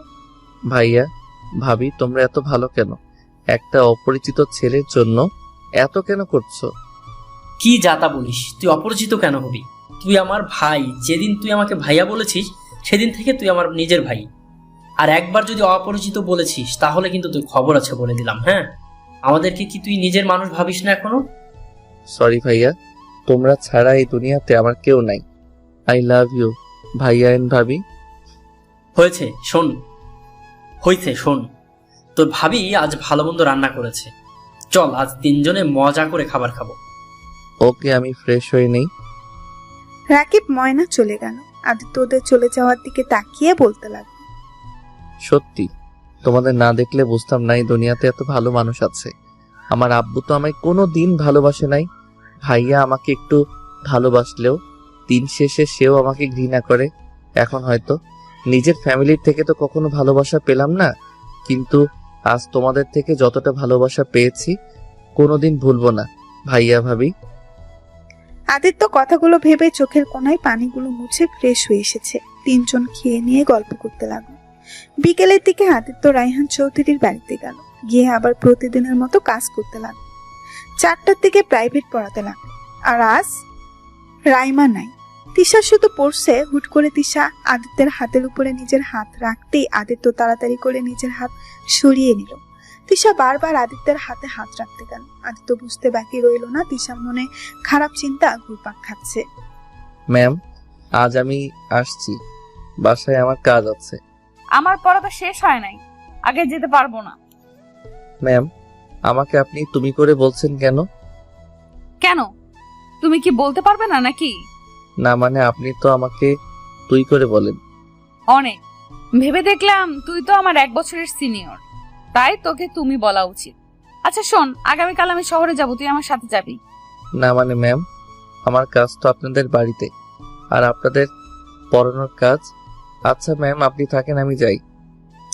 আদিত্য উঠে চলে গেল। তিশা আদিত্যের চলে যাওয়ার দিকে তাকিয়ে আছে। আদিত্য বাসায় গিয়ে দেখে রাকিব উঠোনে বসে আছে, আর ময়না রাকিবের পায়ের কাছে বসে আছে। ভাইয়া, আজ কোথাও যাও নাই? যাবো ভাই। দেখো না ভাই, তোমার ভাইয়ার শরীরটা অনেক খারাপ, জ্বরে পুড়ে যাচ্ছে, আর সেখানে নাকি ওই গাড়ি নিয়ে বের হবে। কতবার বোঝাচ্ছি, একটুও শুনছে না। ভাইয়া, তোমার জ্বর আর তুমি গাড়ি নিয়ে বের হবে মানে? তোমাকে কোথাও যেতে হবে না, আমি তোমার হয়ে ড্রাইভিং করব।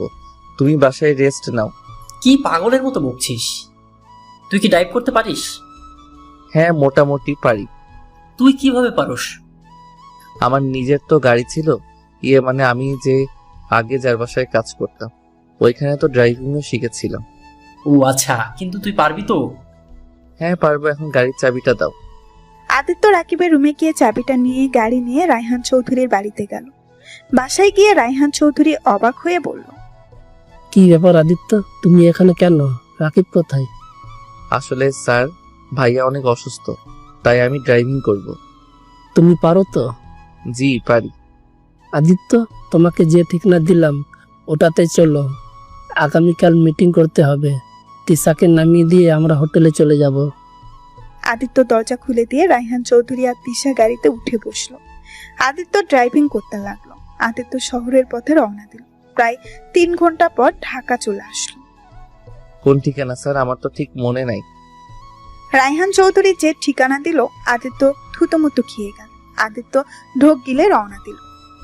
আদিত্যর বাড়িতে তিশা নামবে। আদিত্য বুঝতে পারছে না তিশা ওদের সম্পর্কে কি হয়। আদিত্য ওইদিকে গিয়ে তিশাকে নামিয়ে দিয়ে বেশি দেরি না করে রায়হান চৌধুরীকে নিয়ে চলে আসলো। আদিত্য, তুমি তো সব দিক দিয়ে এক্সপার্ট। ও তেমন কিছু না। আচ্ছা স্যার, একটা কথা বলবো? হ্যাঁ বলো। তিশা ম্যামকে যে রেখে আসলাম, ওইটা কার বাসা ছিল? ওইটা আমার ভাইয়ের বাসা। তা আপনি গেলেন না কেন? ওনাদের সাথে তো দেখা করা উচিত ছিল। আদিত্য, বেশি না বুঝে নিজের কাজ করো। আদিত্য আর কিছু বলল না। আদিত্য মাথায় ঘুরপাক খেতে লাগলো আর ভাবতে লাগলো, আল্লাহ জানে আমার কোনো ছবি আবার বাড়িতে নাই তো, থাকলে তো আমাকে চিনে ফেলবে না। আব্বু তো অনেক আগে আমার সবকিছু পুড়িয়ে ফেলছিল, আর তো ছবি উঠানো হয় নাই। আদিত্য কথাগুলো ভাবতেই হোটেলের সামনে নেমে যায়। আর দুজনের জন্য 2টা রুম বুকিং করা ছিল। সেখানে গিয়ে দুজন উঠলো। আদিত্য ফ্রেশ হয়ে রাকিবকে ফোন দিল। ভাই, পৌঁছে গেছোস? হ্যাঁ ভাইয়া। কি করো? ভাবি কোথায়? এই তো আমার পাশে, কথা বলবি নাকি? আদিত্য ময়নার সাথে কথা বলতে লাগলো। অনেকক্ষণ কথা বলে ময়না রাকিবের কাছে দিল। আচ্ছা ভাইয়া, একটা কথা বলবে? হ্যাঁ বল। ভাইয়া, সাইফুল চৌধুরীর সাথে রায়হান চৌধুরীর সম্পর্ক কি? ওনারা তো 2 ভাই, কেন কি হয়েছে? কি 2 ভাই মানে? হ্যাঁ 2 ভাই, এত অবাক হচ্ছিস কেন? না কিছু না। আচ্ছা ভাইয়া থাকো, ঘুমাবো। আদিত্য ফোনটা রেখে খাবার খেয়ে ঘুমিয়ে গেল। তিশার ফোন আসলেই আদিত্য রিসিভ করল। আদিত্য, কই তুমি? শোনো, আব্বু বলল এখানে আসতে। সাইফুল চাচ্চু অনেক অসুস্থ, তাড়াতাড়ি আব্বু যেন হসপিটালে চলে আসে। আদিত্য কথাটা শুনে থমকে গেল। আদিত্য হাত পা যেন ঠান্ডা হয়ে আসছে। আদিত্য তিশার ডাকে বাস্তবে ফিরে কাঁপা কাঁপা কণ্ঠে বলল, কি হয়েছে ওনার? উফ, এত কথা বলতে পারবো না। তুমি আব্বুকে বলো উনি অ্যাক্সিডেন্ট করেছে, তাড়াতাড়ি আসতে বলো। রাগ অভিমান ভেঙে যেন আসে। চাচ্চুর অবস্থা তো অতটা ভালো না। ওকে আসছি। আদিত্যর ফোনটা কেটে দিতেই চোখ দিয়ে নিজের অজান্তেই পানি গড়িয়ে পড়তে লাগলো। আদিত্য খাটের উপরে ঠাস করে বসে পড়ল। আদিত্য কান্না বন্ধ করে দিয়ে তাড়াতাড়ি চোখ মুছে রায়হান চৌধুরীর রুমে গিয়ে নক করলো। কি হয়েছে? আদিত্য কিছু বলবে? স্যার, আপনার ভাই নাকি অ্যাক্সিডেন্ট করছে, তিশা ম্যাম এখনই যেতে বলল। রায়হান চৌধুরী কথাটা শুনে যেন থমকে গেল, তার চোখের পানি চলে আসলো। আদিত্য বলল, স্যার আপনি রেডি হয়ে নিন, আমি গাড়ি বের করি। আদিত্য বের হয়ে গেল। রায়হান চৌধুরী আসলে আদিত্য গাড়ি নিয়ে রওনা দিল। সিটি হসপিটালের উদ্দেশ্যে বের হয়। অনেক স্পিডে চালাতে লাগলো। 30 মিনিটের মধ্যেই হসপিটালে চলে আসলো। রায়হান চৌধুরী আদিত্যকে গাড়িতে থাকতে বলে চলে গেল। আদিত্য মুখে মাস্ক পরে গিয়ে গাড়িতে অপেক্ষা করতে লাগলো। আদিত্যের মন যেন ছটফট করতে লাগলো। একজন নিজের আব্বুকে দেখার জন্য আদিত্য সহ্য করতে না পেরে চলে গেল উপরে। আদিত্য ওর আব্বুর কেবিন খুঁজে বের করলো। গিয়ে দেখে সবাই দাঁড়িয়ে আছে। তুলিকে দেখে আদিত্যের রাগ উঠে গেল। আদিত্য দূর থেকে লক্ষ্য করলো। আদিত্য ওর ভাইকে দেখে অবাক হয়ে গেল। মোটা তাজা মানুষটা এত শুকিয়ে গেছে, আদিত্য ভাবতেও পারছে না। হঠাৎ করে আদিত্যর দিকে ওর ভাইয়ের চোখ পড়লেই আদিত্য ঘুরে দাঁড়ায়। আদিত্যের আব্বুকে রক্ত দিতে হবে শুনে আদিত্য থমকে দাঁড়ায়। ডাক্তার কেবিনে আসলেই আদিত্য ডাক্তারের কাছে গিয়ে রক্ত দেয়। রক্ত দিয়েই আদিত্য ওইখান থেকে চলে আসে। রাত অনেক হলেই আদিত্য তিশাকে আর রায়হান চৌধুরীকে ওদের বাসায় রেখে আসে। আদিত্য, তুমি কি এখানে থাকবে নাকি হোটেলে চলে যাবে? হোটেলে চলে যাই। আদিত্য কথাটা বলে ওদের থেকে বিদায় নিয়ে হোটেলে যায় না। আদিত্য লুকিয়ে হসপিটালে যায়। হসপিটালে গিয়ে লুকিয়ে ওর আব্বুর কেবিনে ঢুকে পড়ে। আদিত্য কেবিনে গিয়ে দেখে সাইফুল চৌধুরী বেডে শুয়ে আছে। পানি খাওয়ার গ্লাসটা নিতে গিয়েও পারছে না। সাইফুল চৌধুরী পড়ে যেতে নিবে, সাথে সাথে আদিত্য ধরে ফেলে। আদিত্য সাইফুল চৌধুরীকে ভালো করে শুয়ে দিয়ে পানি ঢেলে দেয়। সাইফুল চৌধুরী পানি খেয়ে বলল, আপনাকে ধন্যবাদ। কে আপনি? আদিত্য কিছু না বলে চলে গেল। আদিত্য বাহির থেকে সাইফুল চৌধুরীকে দেখতে লাগলো। এভাবেই প্রতিদিন আদিত্য রাতে লুকিয়ে দেখতে লাগলো। আদিত্যের সেবায় প্রায় অনেকটাই সুস্থ হয়ে গেছে। সকালে উঠে সাইফুল চৌধুরীকে বাসায় পৌঁছে দিয়ে আদিত্যকে ফোন দেয় রায়হান চৌধুরী। আদিত্য, আমরা বাসায় যাব, তুমি এখনই গাড়ি নিয়ে আসো। জি স্যার, আসছি। আদিত্য দেরি না করে মুখে মাস্ক দিয়ে চলে গেল। আদিত্য রায়হান চৌধুরীকে ফোন দিল। তিশা আর রায়হান চৌধুরীকে সবাই বিদায় দিল। আদিত্য ওদের দেখে ঘুরে বসলো। আদিত্য পেছন থেকে দরজা খুলে দিয়ে রায়হান চৌধুরী বসলো। এই সাইডে তিশাকে বসিয়ে দিয়ে আদিত্য গাড়ি নিয়ে রওনা দিল। আদিত্য ওইখান থেকে যেতে আদিত্য বড় একটা দীর্ঘ নিঃশ্বাস ছেড়ে দিল। আদিত্য সারা রাত ড্রাইভিং করলো। 3 ঘন্টার ভেতরে গ্রামে চলে আসলো। ওদের নামিয়ে দিয়ে আদিত্য বাসায় চলে আসলো। আদিত্য কাউকে কিছু না বলে নিজের রুমে গিয়ে শুয়ে পড়লো। সকালে ময়না আদিত্যের রুমে ঝাড়ু দিতে এসেছে। দেখে আদিত্য ঘুমিয়ে আছে। আদিত্যকে কিছু না বলে ঘর ঝাড়ু দিয়ে রুম থেকে বের হল। আদিত্য ঘুম ভাঙতে দেখে 8টা বেজে গেছে। আদিত্য তাড়াতাড়ি উঠে ফ্রেশ হয়ে কলেজে চলে যায়। কলেজ থেকে এসেছে, রাকিব ময়নার কাছে গিয়ে বসে বলল, ভাইয়া, তোমার শরীর এখন কেমন আছে? আলহামদুলিল্লাহ ভালো। তুই কখন এসেছিস? রাতে এসেছি 1টার দিকে। তোমরা ঘুমাইছিলে, তাই আর ডাক দেই নাই। ভাবি আমার অনেক ক্ষুধা লাগছে, খেতে দাও। ওকে দেখছি, ফ্রেশ হয়ে আসো। আদিত্য রুমে গিয়ে ব্যাগটা রেখে ড্রেস পরিবর্তন করে ফ্রেশ হয়ে নিল। ময়না রাকিবের সাথে বসে খাবার খেয়ে রায়হান চৌধুরী বাড়িতে গেল। রায়হান চৌধুরী আদিত্যকে দেখে বলল, আদিত্য, আমার শরীরটা একটু মেসেজ করে দিবে? তোমার হাতে জাদু আছে। দিচ্ছি স্যার। আদিত্য মেসেজার সবকিছু নিয়ে এসেছে। রায়হান চৌধুরী সারা শরীরে মেসেজ করে দিতে লাগলো। মেসেজ শেষ হলে তিশা বলল, আদিত্য আমার সাথে একটু চলো তো। কই যাবে তিশা? আব্বু ফ্রেন্ডদের বাসায় যাব। আদিত্য তো ড্রাইভিং অনেক ভালো পারে, তাই ওকে নিয়ে যেতে চাচ্ছি। ওকে নিয়ে যাও আদিত্য, যাও ওকে নিয়ে। আদিত্য হাত ধুয়ে তিশার গাড়ির চাবি নিয়ে গেল। তিশা পেছনে বসলো। বেশ কিছু দূর যেতেই তিশা বলল, আদিত্য গাড়িটা থামাও। আদিত্য গাড়ি থামাতেই তিশা নেমে আদিত্যের পাশে বসলো। ম্যাম কি করছেন? আমার পাশে কেন বসছেন? চুপচাপ গাড়ি চালাও, বেশি কথা বলুন। প্লিজ ম্যাম, পিছনে বসেন। এভাবে কেউ দেখলে আপনাদের মান সম্মান যাবে। উফ, চুপ করবে তুমি?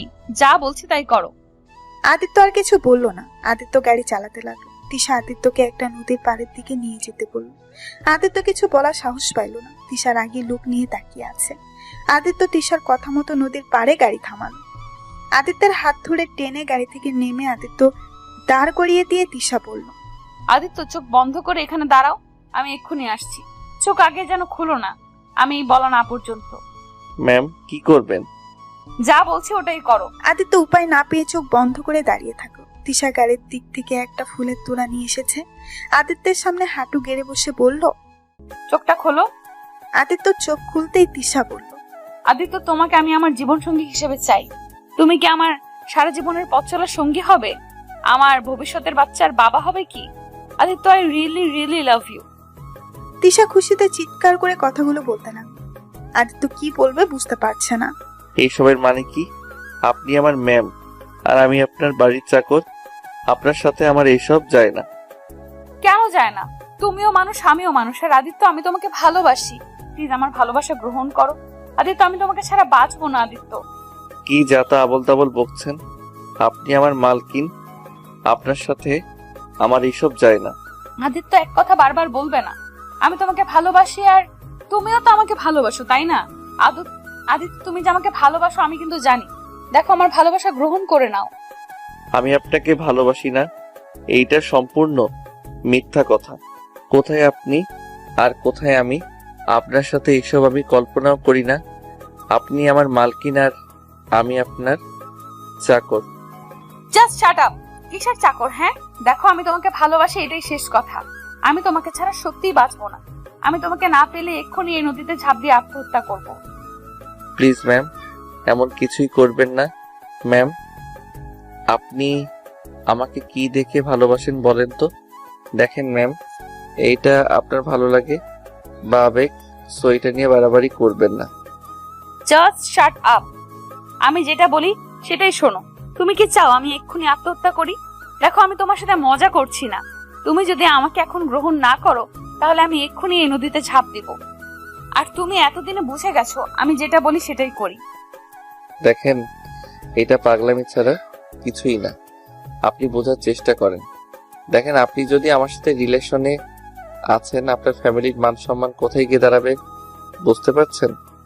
আর আপনার আব্বু কোনোদিন আমাদের সম্পর্ক মেনে নিবে না। তার মানে তুমি আমাকে ভালোবাসো, তাই না? তা না হলে মেনে নেওয়ার প্রশ্ন আসতো না। না, বাসি না। আপনাকে আমি জাস্ট বুঝালাম। ও, বুঝছি। আমাকে কি করতে হবে? তুমি চাও না যে আমি বেঁচে থাকি। শোনো, আমার বেঁচে থেকে কোনো অধিকার নেই। তিশা কথাটা বলেই নদীর দিকে দৌড়ে যেতে লাগলো। আদিত্য তিশার পেছন পেছন দৌড়ে যেতে লাগলো। তিশা যেই ঝাঁপ দিতে যাবে সাথে সাথে আদিত্য হাত ধরে টেনে বুকের সাথে শক্ত করে জড়িয়ে ধরে বলল, এই পাগলি, কোথায় যাচ্ছ? আমাকে একা রেখে চলে গেলে আমার কি হবে? আমি কাকে নিয়ে বেঁচে থাকবো? এই পাগলি, তুমি কি বোঝো না আমি তোমাকে কতটা ভালোবাসি? তুমি ছাড়ো আমাকে, আমি বাঁচতে চাই না। আমি মরলে তো সবার ভালো। থাপ্পড় মারবো একটা। আরে পাগলি, আমার কথাটা শোনো। আমি কিছু শুনতে চাই না। I really love you. Tisha কথাটা বলে কান্না করতে লাগলো। আদিত্য তিশার মাথায় হাত বুলিয়ে দিতে দিতে বলল, আই লাভ ইউ টু। এখন কান্না বন্ধ করো। সত্যি ভালোবাসো তো? হ্যাঁ, ভালোবাসি। তোমাকে কখনো বলার সাহস পাই নাই, বাট তুমি যে আমাকে ভালোবাসো এটা আমি বিশ্বাস করতে পারছি না। কিন্তু তিশা, আমাদের এই ভালোবাসাটা কখনো এক হবার নয়। আমাদের ভালোবাসাটা দূর থেকে সুন্দর থাকবে। মানে কি বলছো? ওই পাশে বসি, তারপর বলি। না, এখানে বলো। দেখো তিশা, এটা সত্যি, আমি তোমাকে ভালোবাসি। কিন্তু তিশা, আমি একটা ড্রাইভারের ভাই আর তোমার বাড়িতেও কাজ করে খাই। সেখানে তোমার সাথে আমার যায় না। তোমার আব্বু যদি এটা জানতে পারে তাহলে অনেক কষ্ট পাবে। উনি আমাকে অনেক ভালোবাসা দিয়েছে, আমি ওনার ভালোবাসার সাথে বেইমানি করতে পারবো না। আমার ভালোবাসার চেয়ে কি তোমার কাছে আব্বুর ভালোবাসা বেশি দামি নাকি? হ্যাঁ, অবশ্যই। উনি যদি আমাকে তোমাদের বাসায় চাকরি না দিত তাহলে আজ আমি তোমাকে পেতাম না আর তোমাকে ভালোবাসতাম না। আর তোমার সাথে যদি রিলেশনে যাই, তোমার আব্বু নিশ্চয়ই ভাইয়াকে চাকরি থেকে বের করে দিবে। আর আমার জন্য ভাইয়ার ক্ষতি হোক এটা আমি কোনোদিন মেনে নিতে পারবো না। আমার জীবন চলে গেলেও আমি আমার ভাইয়া ভাবির মনে কষ্ট দিতে পারবো না। আদিত্য, তুমি খালি নিজের স্বার্থটাই দেখলে। আদিত্য, আমি তোমাকে ভালোবাসি, বিশ্বাস করো। আমি তোমাকে ছাড়া বাঁচবো না। আমার মন প্রাণ সব দিয়ে আমি তোমাকে ভালোবাসি। প্রতিটা রাত আমি তোমার কথা ভেবে ঘুমোতে পারি না। পড়ার ফাঁকে ফাঁকে তোমাকে দেখতে আমার ভীষণ ভালো লাগে। তোমাকে না দেখতে পেয়ে যেন দম বন্ধ হয়ে আসে। প্লিজ আদিত্য, আমাকে ফিরিয়ে দিও না। তিশা, এখন তোমার আবেগ কাজ করছে। এই দুনিয়াটা স্বার্থপর দুনিয়া। এখানে কেউ কারো জন্য মরতে পারে না। তুমি বলছো তুমি আমাকে ছাড়া বাঁচবে না, তা কি করবে? আমাকে না পেলে আত্মহত্যা করবে নাকি? করলে লাভ কি হবে? তিশা, তোমাকে ছাড়া আমি ভালোই থাকবো। কারোর জন্য কারো জীবন থেমে থাকে না। তুমি বিয়েটা করে ফেলো। দেখো, স্বামী সন্তান পেয়ে আমাকে ভুলে যাবে, তখন নিজের সংসার নিয়ে ব্যস্ত হয়ে যাবে। এখন তোমার আবেগ কাজ করছে, বুঝছো? যাই হোক, এসব কথা এখানে থামিয়ে দেওয়া ভালো। তোমার কি মনে হয় আমি তোমাকে ভালোবাসি না? আমি আবেগের বশে আমি এসব করছি? আমি কখন বললাম তুমি আমাকে ভালোবাসো না? আদিত্য, তুমি যখন জানো তারপর কেন আমার সাথে এমন করছো? আদিত্য, আমি তোমাকে স্বামী হিসাবে পেতে চাই, আর কাউকে আমি চাই না। বাজে কথা বলো না। আর 5 দিন পর তোমার বিয়ে হবে, আর এখন এসব নিয়ে না ভেবে তোমার বিয়ের কথা ভাবো। আমি বিয়ে করব না। আমি আজই আব্বুকে বলে দিব আমি তোমাকে ভালোবাসি। যদি না মেনে নেয় তাহলে আমি আত্মহত্যা করব। তুমি যদি আমাকে ভালোবাসো তাহলে তুমি এমন কিছুই করবে না। দেখো, তোমার আব্বু তোমাকে কোনো খারাপ ছেলের হাতে তুলে দিবে না নিশ্চয়ই। তোমাকে ভালো ছেলে দেখে বিয়ে দিচ্ছে। আমার মতো গরিব ছেলের সাথে কখনো কোনো বাবা বিয়ে দিবে না। আমি এত কিছু জানি না। আমার তোমাকে লাগবে, মানে তোমাকে চাই আমি। তিশা কথাগুলো বলে আদিত্যকে জড়িয়ে ধরে কান্না করতে লাগলো। আদিত্য কি বলবে বুঝতে পারছে না। আদিত্য যে তিশাকে ভালোবাসে, আবার মাঝখানে তিশার ফ্যামিলির ভালোবাসা।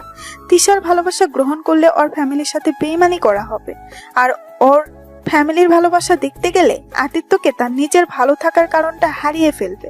আদিত্য বুঝতে পারছে না কি করবে। আদিত্য 2 চোখ বেয়ে পানি বের হতে লাগলো। আদিত্য ভাবতে লাগলো, ছোট থেকে কারো ভালোবাসা তো পাই নাই, আজ এত ভালোবাসা পাইলাম, আর সেখানে নিজের ভালোবাসার মানুষের হাত ছেড়ে দিতে হবে? কখনোই তো আমি তিশাকে ভালোবাসতে চাই নাই। এ আল্লাহ, আমি কেন ওকে ভালোবেসে ফেললাম? আজ নিজের ফ্যামিলি থাকলে আমি আজ ওকে এভাবে ফিরিয়ে দিতাম না। তিশা, তুমি আমাকে ক্ষমা করে দাও। আমি তোমাকে নিজের করতে চাইলেও পারছি না। আদিত্য তিশাকে ধাক্কা দিয়ে সরিয়ে দিয়ে বলল, ম্যাম, আপনার সাথে কেমন নাটক করলাম।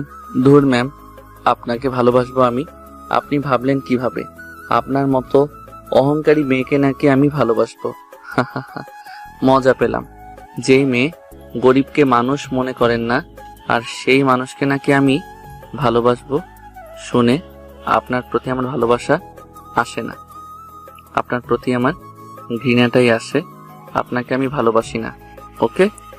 আদিত্যের কথা শুনে তিশা নিজের চোখের পানি ধরে রাখতে পারলো না। তিশা মাথা নিচু করে ফেললো। তিশা কান্না মাখা কণ্ঠে বলল, আদিত্য, আমি আগে অহংকারী ছিলাম, মানছি। আদিত্য, আমি তো এখন ভালো হয়ে গেছি, তাই না?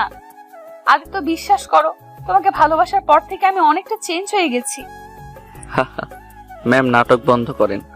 আপনার মতো মেয়ে আবার নাকি ভালো হবে? শুনেন, এইসব নাটক আমার সামনে করবেন না। আপনাকে আমি ঘৃণা করি, বুঝছেন?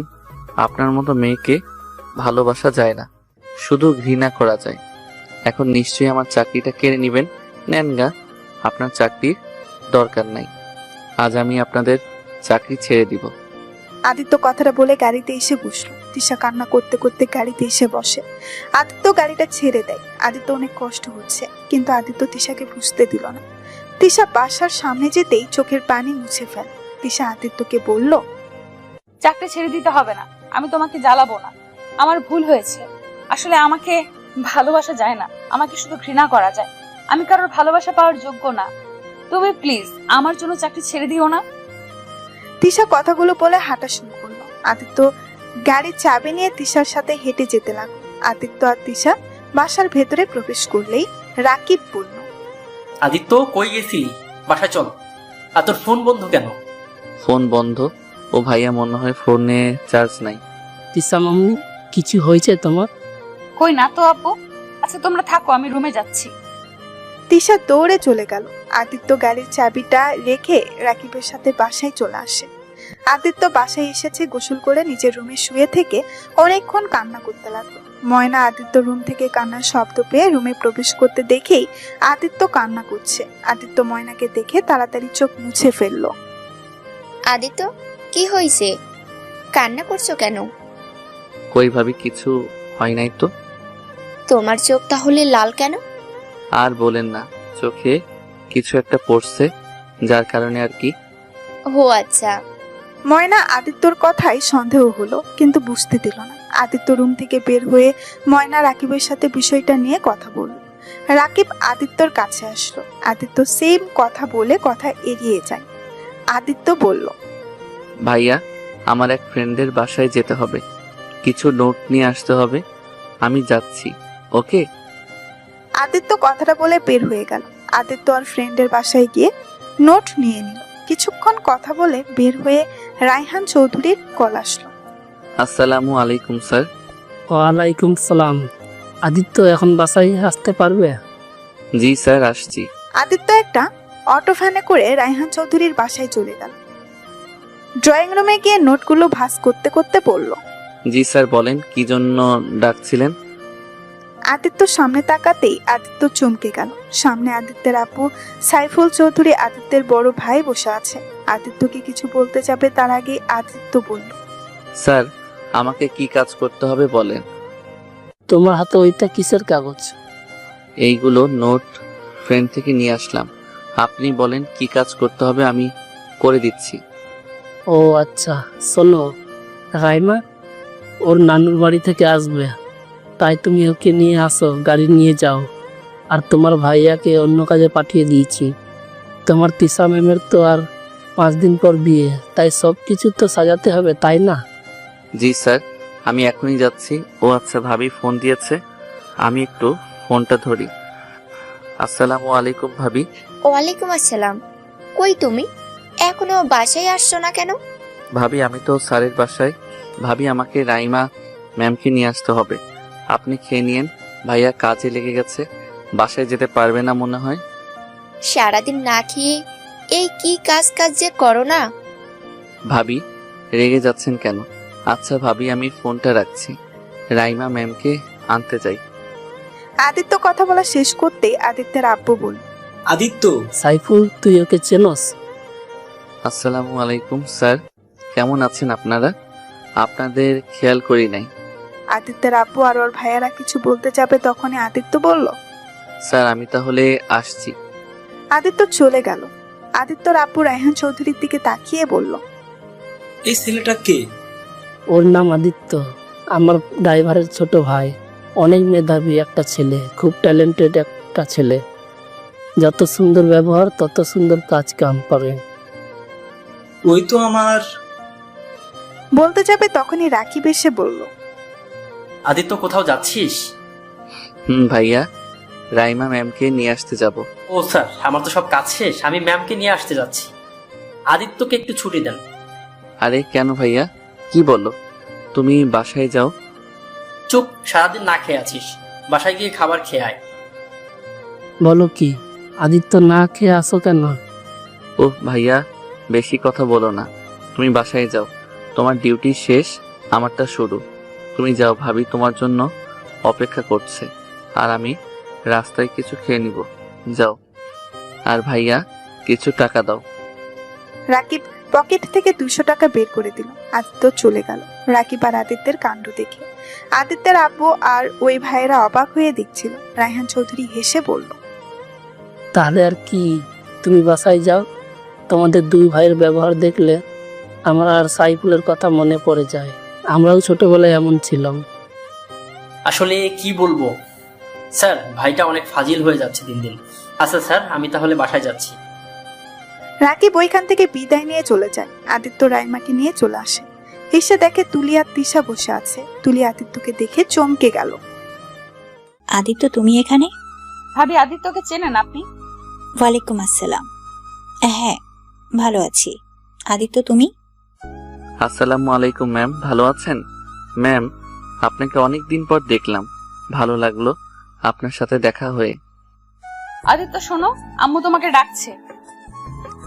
আদিত্য রান্নাঘরে গেলেই আদিত্যকে 2 কাপ চা দিল। আদিত্যকে ওর আব্বু আর ভাইকে চা দিতে আসতে বলল।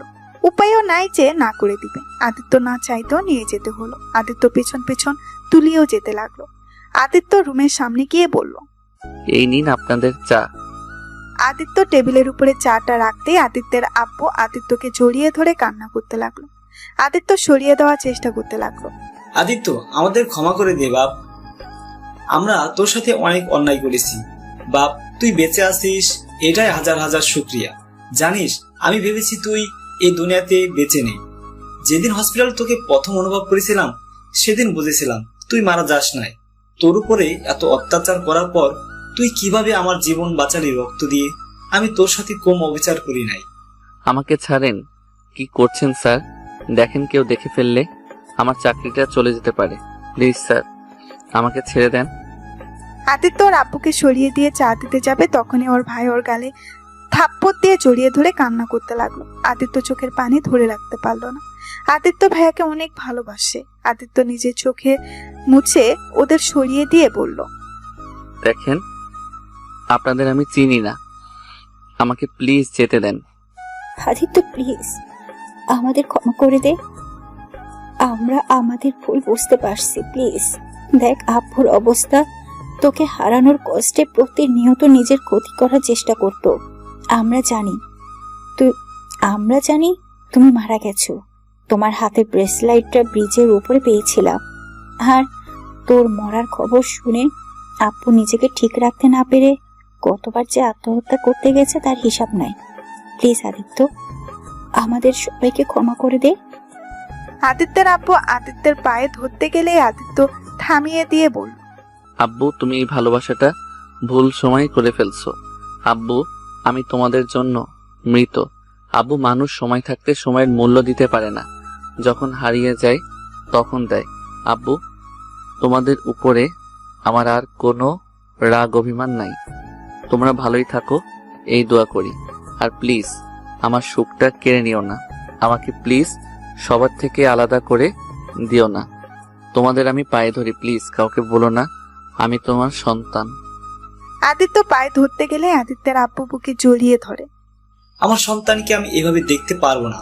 আমার ভাইয়ের বাড়িতে আমার ছেলে চাকর, এটা আমি মেনে নিতে পারছি না।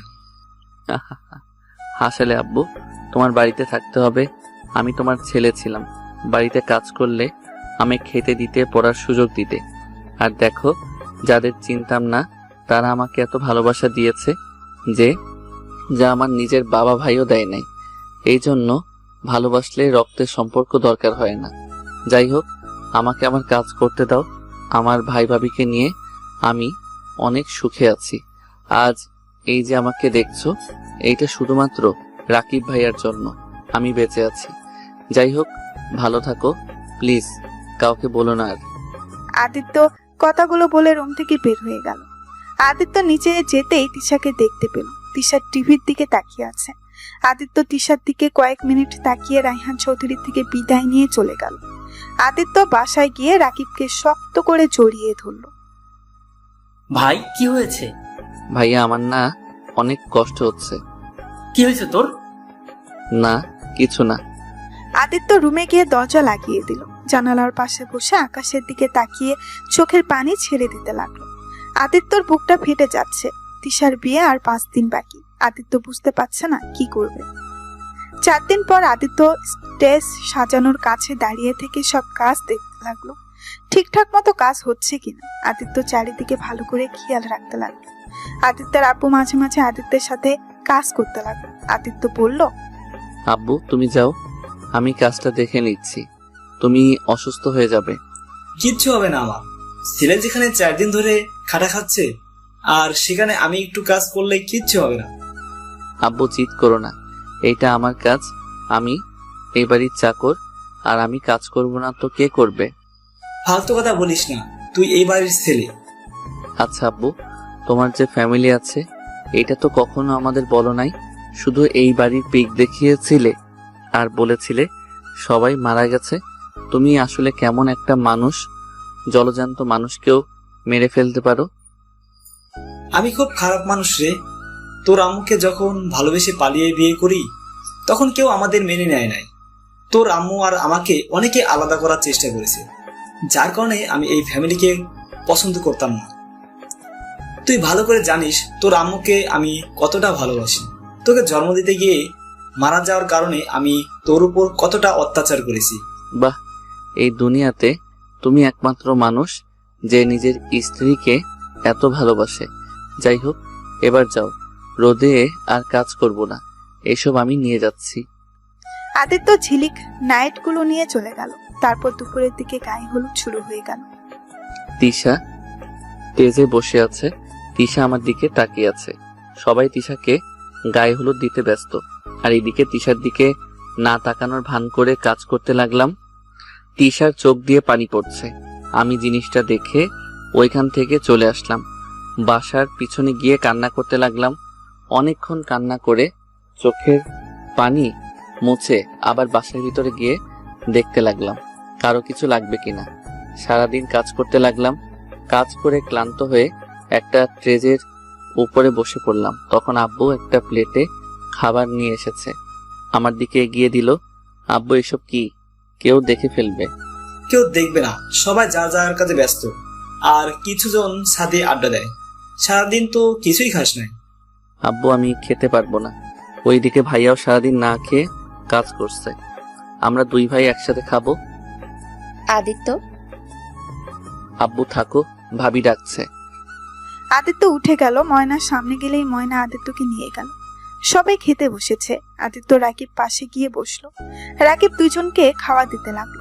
আদিত্য কাজ করতে গিয়ে একটু কেটে গেছে, যার জন্য রাকিব খাইয়ে দিচ্ছে। এটা আদিত্যের আব্বু আর ওর ভাই দূর থেকে দেখতে লাগলো।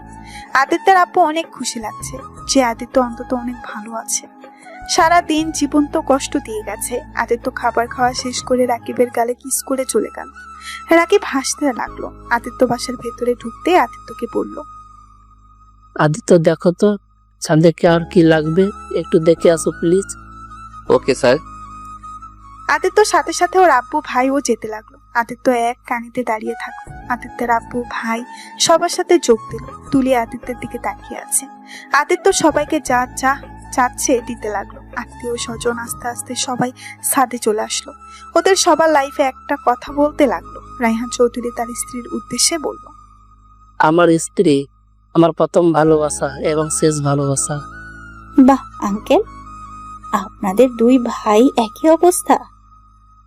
তুলি কথাটা বলতে সবাই হেসে দিল। আদিত্যের এসব বিরক্ত লাগলো, কারণ ছোটদের মাঝে বড়রা কেন এসেছে, আড্ডা দিচ্ছে, এটাই ও বুঝতে পারছে না।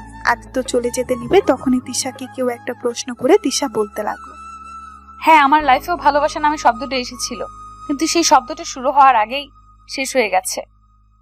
তুমি কাউকে ভালোবাসো? আমাদের তো কখনো বলো নাই। কি বলবো আপু, সেই তো আমায় ভালোবাসে না। একতরফা ভালোবাসা কখনো এক হতে পারে না।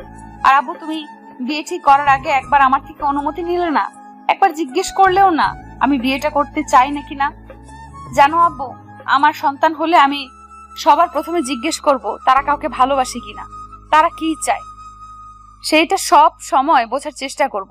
কখনো আমার সন্তানের উপরে সবকিছু জোর করে তুলে দিব না। তিশার চোখ দিয়ে টপ টপ করে পানি পড়তে লাগলো। তিশার এমন কথা শুনে সবাই চুপ হয়ে গেল। কারো মুখে কোনো কথা নাই। রায়হান চৌধুরী তিশার চোখের পানিগুলো বুকের ভেতরে গেঁথে পড়ছে। রায়হান চৌধুরী কি বলবে বুঝতে পারছে না। যাই হোক, সবাইকে চুপ করিয়ে দেওয়ার জন্য ক্ষমা চাচ্ছি। আর আব্বু, ভয় পেও না, আমি পালিয়ে যাব। তুমি বিয়ে ঠিক করেছো, আমি বিয়ে বসবো, তাই চিন্তা করো না। পালানোর হলে কবেই পালাতাম। বাহ, এই ছোট মেয়েটার সাথে ও তোমরা একই কাজ করলে, এর জন্য তোমাদের আমার দেখতে ইচ্ছা করে না। তিশা মামুনি, এখনো সময় আছে। তুমি কাকে ভালোবাসো আমাকে বলো, আমি নিজে তোমাকে তার হাতে তুলে দেব। থাক চাচ্ছু, লাগবে না। আমাকে সে ভালোবাসে না। আমি তো একটা অহংকারী মেয়ে। অহংকারী মেয়েরা কারো ভালোবাসা পাওয়ার যোগ্য না। কথাটা বলে তিশা কান্না করতে করতে দৌড়ে চলে গেল। আদিত্য কোনো মতে নিজেকে সামলিয়ে নিল। আমি বড্ড ভুল করে ফেলেছি। আমার আসলেই উচিত ছিল তিশার পরামর্শ করার, আর ওই কাকে ভালোবাসে আমার জানা উচিত ছিল। এখনো সময় আছে। দেখো ভাইয়া, এভাবে বিয়ে দিলে ও কখনোই সুখী হবে না। সারা জীবন তোমার প্রতি ওর ঘৃণা জমে থাকবে। আচ্ছা আমি আসছি। রায়হান চৌধুরী নিচে চলে গেল, সাথে সবাই এক এক করে নিচে চলে গেল। আদিত্য আকাশের দিকে তাকিয়ে থাকলো। এই আকাশ, বলো না আমার কি করা উচিত? আমার যে এসব আর সহ্য হচ্ছে না। আমি কিভাবে বলবো চাচুকে আমি তার মেয়েকে ভালোবাসি? সেই তো কোনোদিন আমাকে মেনে নিবে না। তার নুন খেয়ে আমি তার মেয়েকে ভালোবেসে ফেলছি। তিশা ভালো একটা ছেলের সাথে বিয়ে হতে যাচ্ছে। আমি কিভাবে তিশাকে আমার লাইফের সাথে জড়াবো? আমার সব থেকেও যে নাই আল্লাহ, আমি যাকে ভালোবাসি সেই আমার লাইফ থেকে কেন চলে যায়? আদিত্য কথাগুলো বলে হাঁটু গেড়ে বসে কান্না করতে লাগলো। আদিত্য কান্না করতে করতে ওখানেই ঘুমিয়ে যায়। সকালে তিশা ছাদে আসতে দেখে আদিত্য পড়ে আছে। তিশা দৌড়ে গিয়ে আদিত্যের মাথা কোলে তুলে নিয়ে বলল, এই আদিত্য, কি হয়েছে তোমার? এই আদিত্য, শুনতে পারছো? আদিত্যের ঘুম ভাঙতেই তিশার কোলে দেখে লাফতে উঠে পড়ল। আদিত্য তিশার দিকে তাকানোর সাহসটুকুও নেই। আদিত্য ওখান থেকে চলে যেতে নিল। আদিত্য, একটা কথা বলবো? বলেন। আর মাত্র এই দিনটাই, তারপর তো অন্যের ঘরের বউ হয়ে যাব। আদিত্য, আমার লাস্টবারের মতো একটা কথা শুনবে না? বলেন, শোনার মতো হলে শুনবো। চিলেকোঠার ভেতরে একটু আসবে? তোমার কোলে একটু লাস্টবারের মতো মাথা রেখে ঘুমাতে চাই। মানে ঠিক বুঝতে পারলাম না। বুঝতে হবে না, তুমি প্লিজ একবার তোমার কোলে শুইতে দাও। আমি আর কোনোদিন তোমায় কোনো কিছুতে আবদার করব না। ওকে, বাট বেশিক্ষণ পারবো না, কারণ আমার কাজ আছে। ওকে, 5 মিনিট থাকলেই চলবে। আদিত্য চিলেকোঠার ভেতরে গেলেই তিশা গেল। আদিত্য খাটের উপরে বসতেই তিশা ছোট্ট বাচ্চাদের মতো মাথা দিয়ে শুয়ে পড়ল। তিশা শুয়ে থেকে আদিত্যকে বলল, একটু কপালে চুমু দিয়ে মাথায় হাত বুলিয়ে দাও না একটু। পারবো না, শুয়ে থাকতে চাইছেন থাকেন। তিশা লক্ষ্মী মেয়ের মতো শুয়ে আছে। তিশার চোখের পানিতে আদিত্যের প্যান্ট ভিজে যেতে লাগলো। আদিত্য নিজের অজান্তেই তিশার মাথায় হাত বুলিয়ে দিতে লাগলো। আদিত্য চোখের এক ফোঁটা চোখের পানি পড়তে যাবে, সাথে সাথে তিশা হাত ধরে বলল, আমি তো চলেই যাচ্ছি তোমাকে ছেড়ে। তুমি তো খুশি, তাই না? এই চোখের পানিটা কখনো পড়তে দিও না। এই চোখের পানিটা পড়লে আমার অনেক কষ্ট হয়। আচ্ছা চলে যাও, 5 মিনিট হয়ে গেছে। আদিত্য চলে যেতে নিলেই তিশা পেছন থেকে জড়িয়ে ধরে কান্না করতে লাগলো। আদিত্য চোখ বন্ধ করে ফেললো। আদিত্য তিশার হাত সরিয়ে দিয়ে নিচে চলে গেল। আদিত্য সবার সাথে হাসি মুখে আবার সব দিকে দেখাশোনা করতে লাগলো। 7টার দিকে বরের গাড়ি চলে আসলো। সবাই আনন্দ করছে, বর এসেছে বলে সবাই হই হুল্লোড় করতে লাগলো। আদিত্য এইদিকে কাজ নিয়ে পড়ে আছে। 8টার দিকে বিয়ে পড়াতে লাগলো। আদিত্য এক পাশে দাঁড়িয়ে তাকিয়ে আছে। তিশা আদিত্যর দিকে তাকিয়ে আছে। তিশাকে সাইন করতে বললেই তিশা সাইন করে না। তিশা আদিত্যর দিকে তাকাতেই আদিত্য মিষ্টি করে হাসি দেয়। তিশা কিন্তু এক নজরে তাকিয়ে আছে। আদিত্যের বিষয়টা ভালো ঠেকলো না। আদিত্যের মনে পড়ে গেল সাদের কথা। আদিত্য দৌড়ে সবাইকে ধাক্কা দিয়ে সরিয়ে তিশার কাছে গিয়ে ধরতেই সবাই অবাক হয়ে তাকাল। আদিত্য চোখের পানি ছেড়ে দিয়ে বলল, তিশা। তিশার চোখ দিয়ে এক ফোঁটা পানি টপ করে পড়ল। তিশা বলল, ভালো থেকো আদিত্য, তোমাকে তো পেলাম না, তাই এই দুনিয়াতে বেঁচে থাকারও কোনো অধিকার আমার নেই। না না তিশা, এমন ভাবে বলো না। তোমার কিছু হবে না, আমি তোমার কিছু হতে দিব না। তিশা আদিত্যের বুকে ঢুলে পড়ল। তিশার মুখ দিয়ে ফেনা বের হতে লাগলো। পুরো বাড়ি হইচই শুরু হয়ে গেল। আদিত্য তিশাকে কোলে তুলে পড়ল, তিশা তোমার কিছু হবে না। তিশা ভাইয়া, গাড়ি প্লিজ, গাড়ি বের করো। ভাইয়া ওর কিছু হলে আমি বাঁচবো না ভাইয়া। আমি এখনই বের করছি। রাকিব দৌড়ে গাড়িতে উঠলো। আদিত্য তিশাকে কোলে শুয়ে দিল। তাড়াতাড়ি করে হসপিটালে নিয়ে গেল। তিশাকে নিয়ে সোজা ডাক্তার কেবিনে চলে গেল। আদিত্য রাকিবকে জড়িয়ে ধরে কান্না করতে লাগলো। তিশার আব্বু আম্মু, আদিত্যর আব্বু, ভাই ভাবি, ময়না চলে এসেছে। আদিত্যের আব্বু ওর কাঁধে হাত রাখতেই আদিত্য ওর আব্বুকে জড়িয়ে ধরে বলল, আব্বু আমার সাথে কেন এমন হয়? আব্বু আমি যাকে ভালোবাসি সেই জিনিসটা কেন আমার থেকে দূরে চলে যায়? কখনো মায়ের ভালোবাসা পাই নাই। মায়ের ভালোবাসা, বাবার ভালোবাসা কি সেটাও জানি না।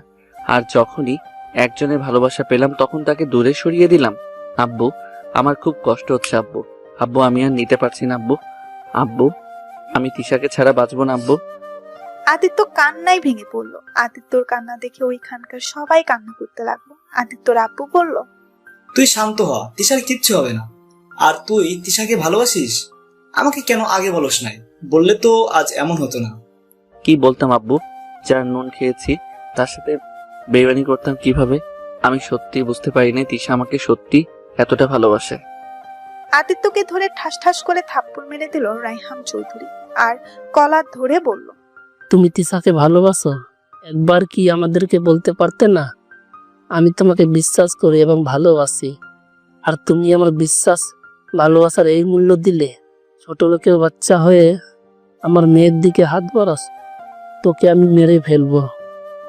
আদিত্যকে রায়হান চৌধুরী মারতে লাগলো। তখনই রাকিব দৌড়ে এসে রায়হান চৌধুরীর পায়ে ধরে বলল, স্যার আমার ভাইকে ক্ষমা করে দেন, আমার ভাই ভুল করে ফেলেছে। রায়হান চৌধুরী রাকিবকে লাথি দিয়ে ফেলে দিল। আদিত্যের রাগ উঠে যায়। আদিত্যের চোখ দুটো লাল বর্ণ ধারণ করলো। রায়হান চৌধুরী আদিত্যকে বলল, সব নষ্টের মূল তোর ভাইকে এসব তুই শিখাইছস, তাই না? আমার মেয়ের সাথে প্রেম করলে আমার সব সম্পদ তোরা দুই ভাই মিলে আমার আয়েস কাটিয়ে দিতে পারোস, তাই না? কথাটা বলে রাকিবের কলার ধরে যেই মারতে যাবে, সাথে সাথে আদিত্য রায়হান চৌধুরীর হাত ধরে ফেলে। খবরদার, আমার ভাইয়ের গায়ে একটা ফুলের টোকা দিলে খুব খারাপ হয়ে যাবে। আমার ভাই এসব জানতো না, আর আমার ভাই একজন সৎ এবং ভালো মানুষ। আমার ভাইকে নিয়ে কথা বলার আগে আপনার দুইবার ভেবে কথা বলা উচিত ছিল। আদিত্য, বেয়াদবি হয়ে যাচ্ছে কিন্তু। উনি তোমার চাচ্চু হয়, ভুলে যেও না। আরে থামো তো, তোমাকে আমি নিজের বাবা হিসেবে ঘৃণা করি, আর সেখানে তোমার ভাইকে আমার সম্মান করতে হবে নাকি? তোমার ভাইকে বলে দাও আমার ভাইকে নিয়ে উল্টাপাল্টা কথা না বলতে। এসব কি আদিত্য? ভাইয়া কিছু না, ভাইয়া আর ভাবি আপনারা বাসায় যান, আমি আমার বউকে নিয়ে আসছি। ওই তো ডাক্তার। আদিত্য ডাক্তারের কাছে যেতেই শুনতে পেল তিশা এখন একদম ঠিক আছে। আদিত্য দৌড়ে কেবিনের ভেতরে চলে গেল। তিশা শুয়ে আছে, আদিত্য তিশার পাশে বসলো। আমি এখানে কেন? কেন, কোথায় থাকার কথা ছিল শুনি? তোমাকে না থাপ্পড় মেরে একদম গালটা লাল করে দিতে ইচ্ছে করছে। তুমি আমাকে মারবে, তার থেকে মরে যাচ্ছিলাম, সেটাই তো ভালো ছিল। চুপ, আর একটু হলে কি হয়ে যেত? ওই তোমার মাথায় কি সমস্যা আছে? একটা গরিব ছেলের জন্য নিজের জীবন দিতে গেছিলে। নিজের মা বাবার ভালোবাসা কাছে কি এই ভালোবাসা বড় হলো নাকি? বোকা মেয়ে। বাবা মা সন্তানের ভালো কেন বোঝে না? যদি সন্তানকে বুঝতে পারতো তাহলে আমার মতো হাজার হাজার ছেলে মেয়ের আত্মহত্যার পথ বেছে নিতে হইতো না। হইছে, অনেক বলছেন, এখন চলেন। কোথায় যাব?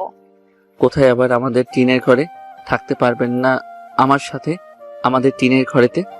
হ্যাঁ থাকতে পারবো, যদি তোমার বুকে আমার জায়গা দাও।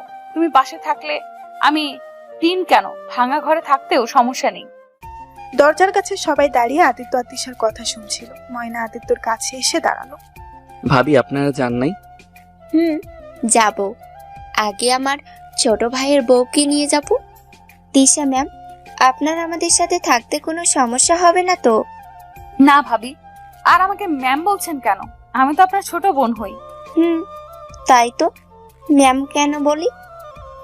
রাকিব খুশি হয়ে রায়হান চৌধুরীর হাতে গাড়ির চাবি দিয়ে বলল, স্যার আমাকে আপনি অনেক ভালোবাসা দিয়েছেন, আমাকে অনেক সাহায্য করেছেন, আমাকে পারলে ক্ষমা করে দিয়েন। আমাকে বেঈমান ভাববেন না, আমি আপনার ছোট ভাইয়ের কাছে অসহায়।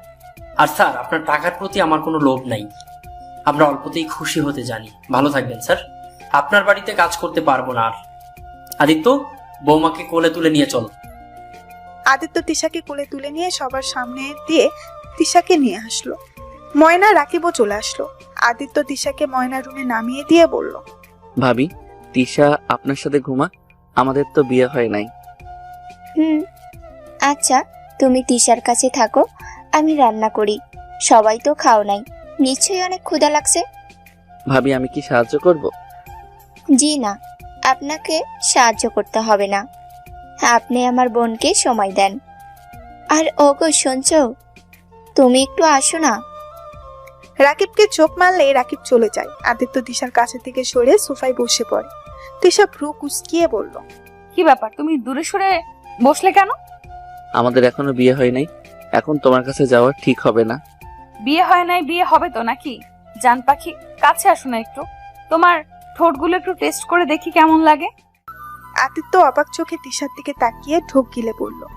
এই তুমি এত লুচ্ছি কেন? বিয়ে হলে আল্লাহ জানে কি হবে। তিশা মিটমিট করে হেসে বলল, কি আর হবে, রোম্যান্স হবে, রোম্যান্স। হ্যাঁ, রোমান্সের ভিতরে থাকলে আমি পরীক্ষায় 000 পাবো, বুঝলে? পাবে না, বুঝলে? বউয়ের ভালোবাসা দরকার তোমার।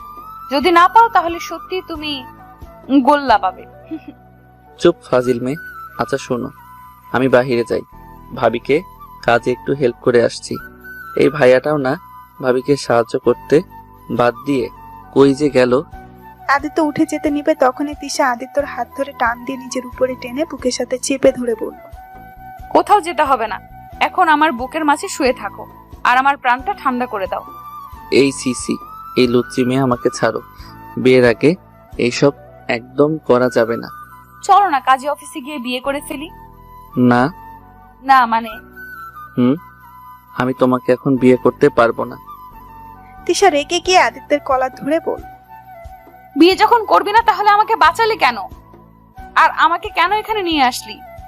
আরে শান্ত হও। কি শান্ত হব? হ্যাঁ, তুই কি বলছিস? তোর মাথা ঠিক আছে? উফ জান, আমার কথাটা বুঝো তো আগে। কি বুঝবো? হ্যাঁ, আদিত্য তিশাকে শান্ত করে খাটের উপরে বসিয়ে দিয়ে বলল, বিয়ে করবো তো, কিন্তু এখন না। যে পর্যন্ত তোমার আব্বু না আমাদের বিয়ে দেয়, যেদিন অ্যানি আমাদের বিয়ে দিবে সেদিন আমরা বিয়ে করব। তোমার মাথা সত্যিই গেছে মনে হয়। আমাদের বিয়ে আব্বু দিবে? কোনোদিন না। আব্বুর অপেক্ষা করলে আমাদের বিয়ে কোনোদিন দিবে না। না দিলে বিয়ে করব না, সিম্পল ব্যাপার। ফাজলামি করো। আমি তোমার সাথে কোনোদিন ঘুমাতে পারবো না। তোমার বুকে মাথা দিয়ে শান্তিতে ঘুমাতে পারবো না নাকি? জানি না, ওইভাবে আসছে, আমাকে ছাড়ো। আদিত্য সোফায় বসে পড়ল। ময়না খাবার নিয়ে এসেছে, চারজন বসে খেতে লাগলো। আদিত্যর দিকে তাকিয়ে ময়না বলল, কি আদিত্য, তুমি এভাবে নিজেই খাচ্ছ কেন? তোমার ভাইয়ার মতো তুমি আমার বোনকে খাইয়ে দাও। ভাবি আপনার দেবর পুরো আনরোম্যান্টিক। মোটেও না, আসেন আমি খাইয়ে দেই। আদিত্য তিশার খাবারের প্লেট নিয়ে খাইয়ে দিতে লাগলো। চারজন খাওয়া শেষ করে আদিত্য রাকিবের সাথে ঘুমালো আর তিশা ময়নার সাথে ঘুমিয়ে গেল। সকালে ঘুম ভাঙতেই আদিত্য ফ্রেশ হয়ে নিল। দুই ভাই নামাজ পড়ে বাসায় আসলো। ময়না আর তিশা কান্না করছিল। আদিত্য ওদের মাঝে বসে রান্নার কাজে সাহায্য করতে লাগলো। তিশাকে তুলে দেয় আদিত্য আর ভাবি মিলে। রাকিব ভাইয়া বলল, তিশা উঠে আসো, ওদের দুজনকে রান্না করতে দাও, না হলে খাবার একটু খারাপ হলে তোমার দোষ হবে। যেমন আমি আর ওদের মাঝে যাই না, গেলে খাবার খারাপ হলে দুজন আমাকে একেবারে উদ্ধার করে দেয়। ভাবি দেখেন, ভাইয়া কিন্তু বেশি বেশি করছে। আজ ভাত বন্ধ ওনার। না থাক, আমার ভাইয়াটা কষ্ট পাবে। আদিত্য আর রাকিব ঝগড়া লাগিয়ে দিল। তিশা আর ময়না দুজন হাসতে লাগলো। এই থামো, রান্না শেষের দিকে, তোমরা যাও ফ্রেশ হয়ে রুমে যাও। আদিত্য রাকিব কলের পাড়ে গেল। রাকিব চলে গেলে আদিত্য তিশাকে কল চাপ দিয়ে দিল। তিশা ফ্রেশ হয়ে আদিত্যের শরীরে টি শার্ট দিয়ে মুছতে যাবে, আদিত্য দৌড় দিল। তিশা আদিত্যের সাথে দৌড়াতে দৌড়াতে পড়ল, আমার টি শার্ট দিয়ে আমি মুছতে দিব না, তোয়ালে আছে ওইটা দিয়ে মুছো। না, আমি তোমার টি শার্ট দিয়ে মুছবো। এটা নিয়ে দুজন দৌড়াতে লাগলো। উঠোনের ভেতরে হঠাৎ করে গেটের ভেতরে কেউ ভেতরে আসতেই আদিত্য খেলো ধাক্কা। আদিত্য সাথে সাথে দাঁড়িয়ে যায়। তিশা আদিত্যের টি শার্ট দিয়ে মুছতে মুছতে বলল, বলছি না তোমার টি শার্ট দিয়ে মুছবো? নাও, এখন কি করবে? কথাটা বলে তিশার সামনের দিকে তাকাতেই দেখে ওর বাবা মা, আদিত্যের ভাই ভাবি, আদিত্যের আব্বু এসেছে। তোমরা এখানে কেন এসেছো? তিশা ভিতরে যাও। না। ভেতর থেকে ময়না ও রাকিব ওদের দুজনকে ডাক দিতে লাগলো। ভাবি আসছি। আদিত্য, ভাবি ডাকে, চলো। তারপর একসঙ্গে হওয়ার পর রায়হান চৌধুরী বলল, আদিত্য, তিশার বাসায় চল। না, আমার স্বামীকে মেনে না নিলে আমি যাব না। আমি তোদের মেনে নিয়েছি। কাহিনী কি? এত সহজে মেনে নিলে মানে? আমার ছেলের বউকে কে মেনে নেবে না শুনি?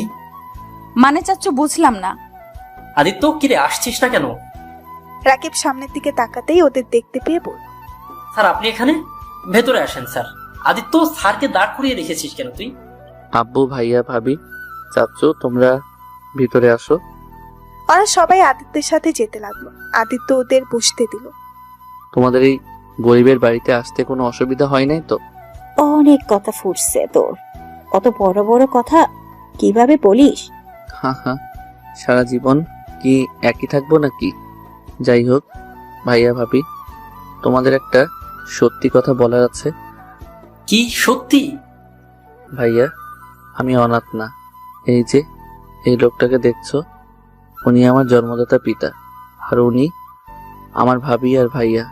হুম? তাহলে সেদিন আত্মহত্যা করতে নিয়েছিলে কেন? আর আপনার শরীরে কিসের এত আঘাত ছিল ওইগুলো? আপনিই তো বলেছিলেন আপনার মালিক এমন করেছে। ভাইয়া, আমি তোমার ভাই, আমাকে তুমি আপনি বলো না। সেই দিন কাহিনী আর মনে করতে চাই না ভাইয়া, আর আমাকে ক্ষমা করে দাও। তোমাদের সবাইকে মিথ্যা বলছি। শেষমেশ তুইও আমাদের সাথে মিথ্যা বললি। আমাকে ক্ষমা করে দাও ভাইয়া। সেদিন কি বলতাম ভাইয়া? এই যে আমার আব্বু আমাকে এভাবে মেরেছে, সেদিন কি বলতাম? নিজের ভাবি, যাকে বড় বোনের মতো ভালোবাসতাম, সেই মানুষটা আমাকে মিথ্যা ধর্ষণের অভিযোগে বাড়ি ছাড়া করছিল। আর কি বলতে ভাইয়া, এই যে আমাকে জন্ম দিতে গিয়ে আমার আম্মু মারা যাওয়াতে আমাকে খুনি হিসেবে আমার বাবা প্রতিনিয়ত আমার উপরে অত্যাচার করত। বলো ভাইয়া, এই থেকে নিজেকে অনাথ পরিচয় দিয়ে আমি কি ভুল করছি? সবাই চুপ হয়ে গেল আদিত্যের কথা শুনে। আদিত্যের আব্বু আদিত্যের হাত ধরে বলল, আদিত্য, আমি জানি আমি ক্ষমার যোগ্য না, তারপরেও তোর কাছে হাত জোর করে বলছি, আমাকে ক্ষমা করে দে বাপ। আদিত্য, আমার মনে হয় উনি ওনার ভুলটা বুঝতে পেরেছে, আর প্রতিটা মানুষকেই দ্বিতীয়বার সুযোগ দেওয়া উচিত, তাই না? হ্যাঁ আদিত্য, ক্ষমা করে দাও। আবার তোমরা সবাই এক হয়ে যাও। অতীত ভুলে সবকিছু নতুন করে শুরু করে দাও। হ্যাঁ, সব ভুলে যেতে পারি যদি আপনি আমার সাথে আমার ভাই আর ভাবিকেও গ্রহণ করে নেন। আরে, এটা আবার বলতে হবে নাকি? আজ থেকে আমার 3টা ছেলে 3টা মেয়ে। আজ থেকে সবাই একসাথে থাকবে। আদিত্য খুশি হয়ে ওর আব্বুকে জড়িয়ে ধরে। আদিত্যের আব্বু রাফিকে আর রাকিবকে ডাকলে ওরা দুজন জড়িয়ে ধরে। তারপর সবাই মিল হয়ে গেলে আদিত্য আর তিশাকে বিয়ে দিয়ে দেয়। এখন ওরা সবাই মিলে একসাথে সুখে সংসার শুরু করছে।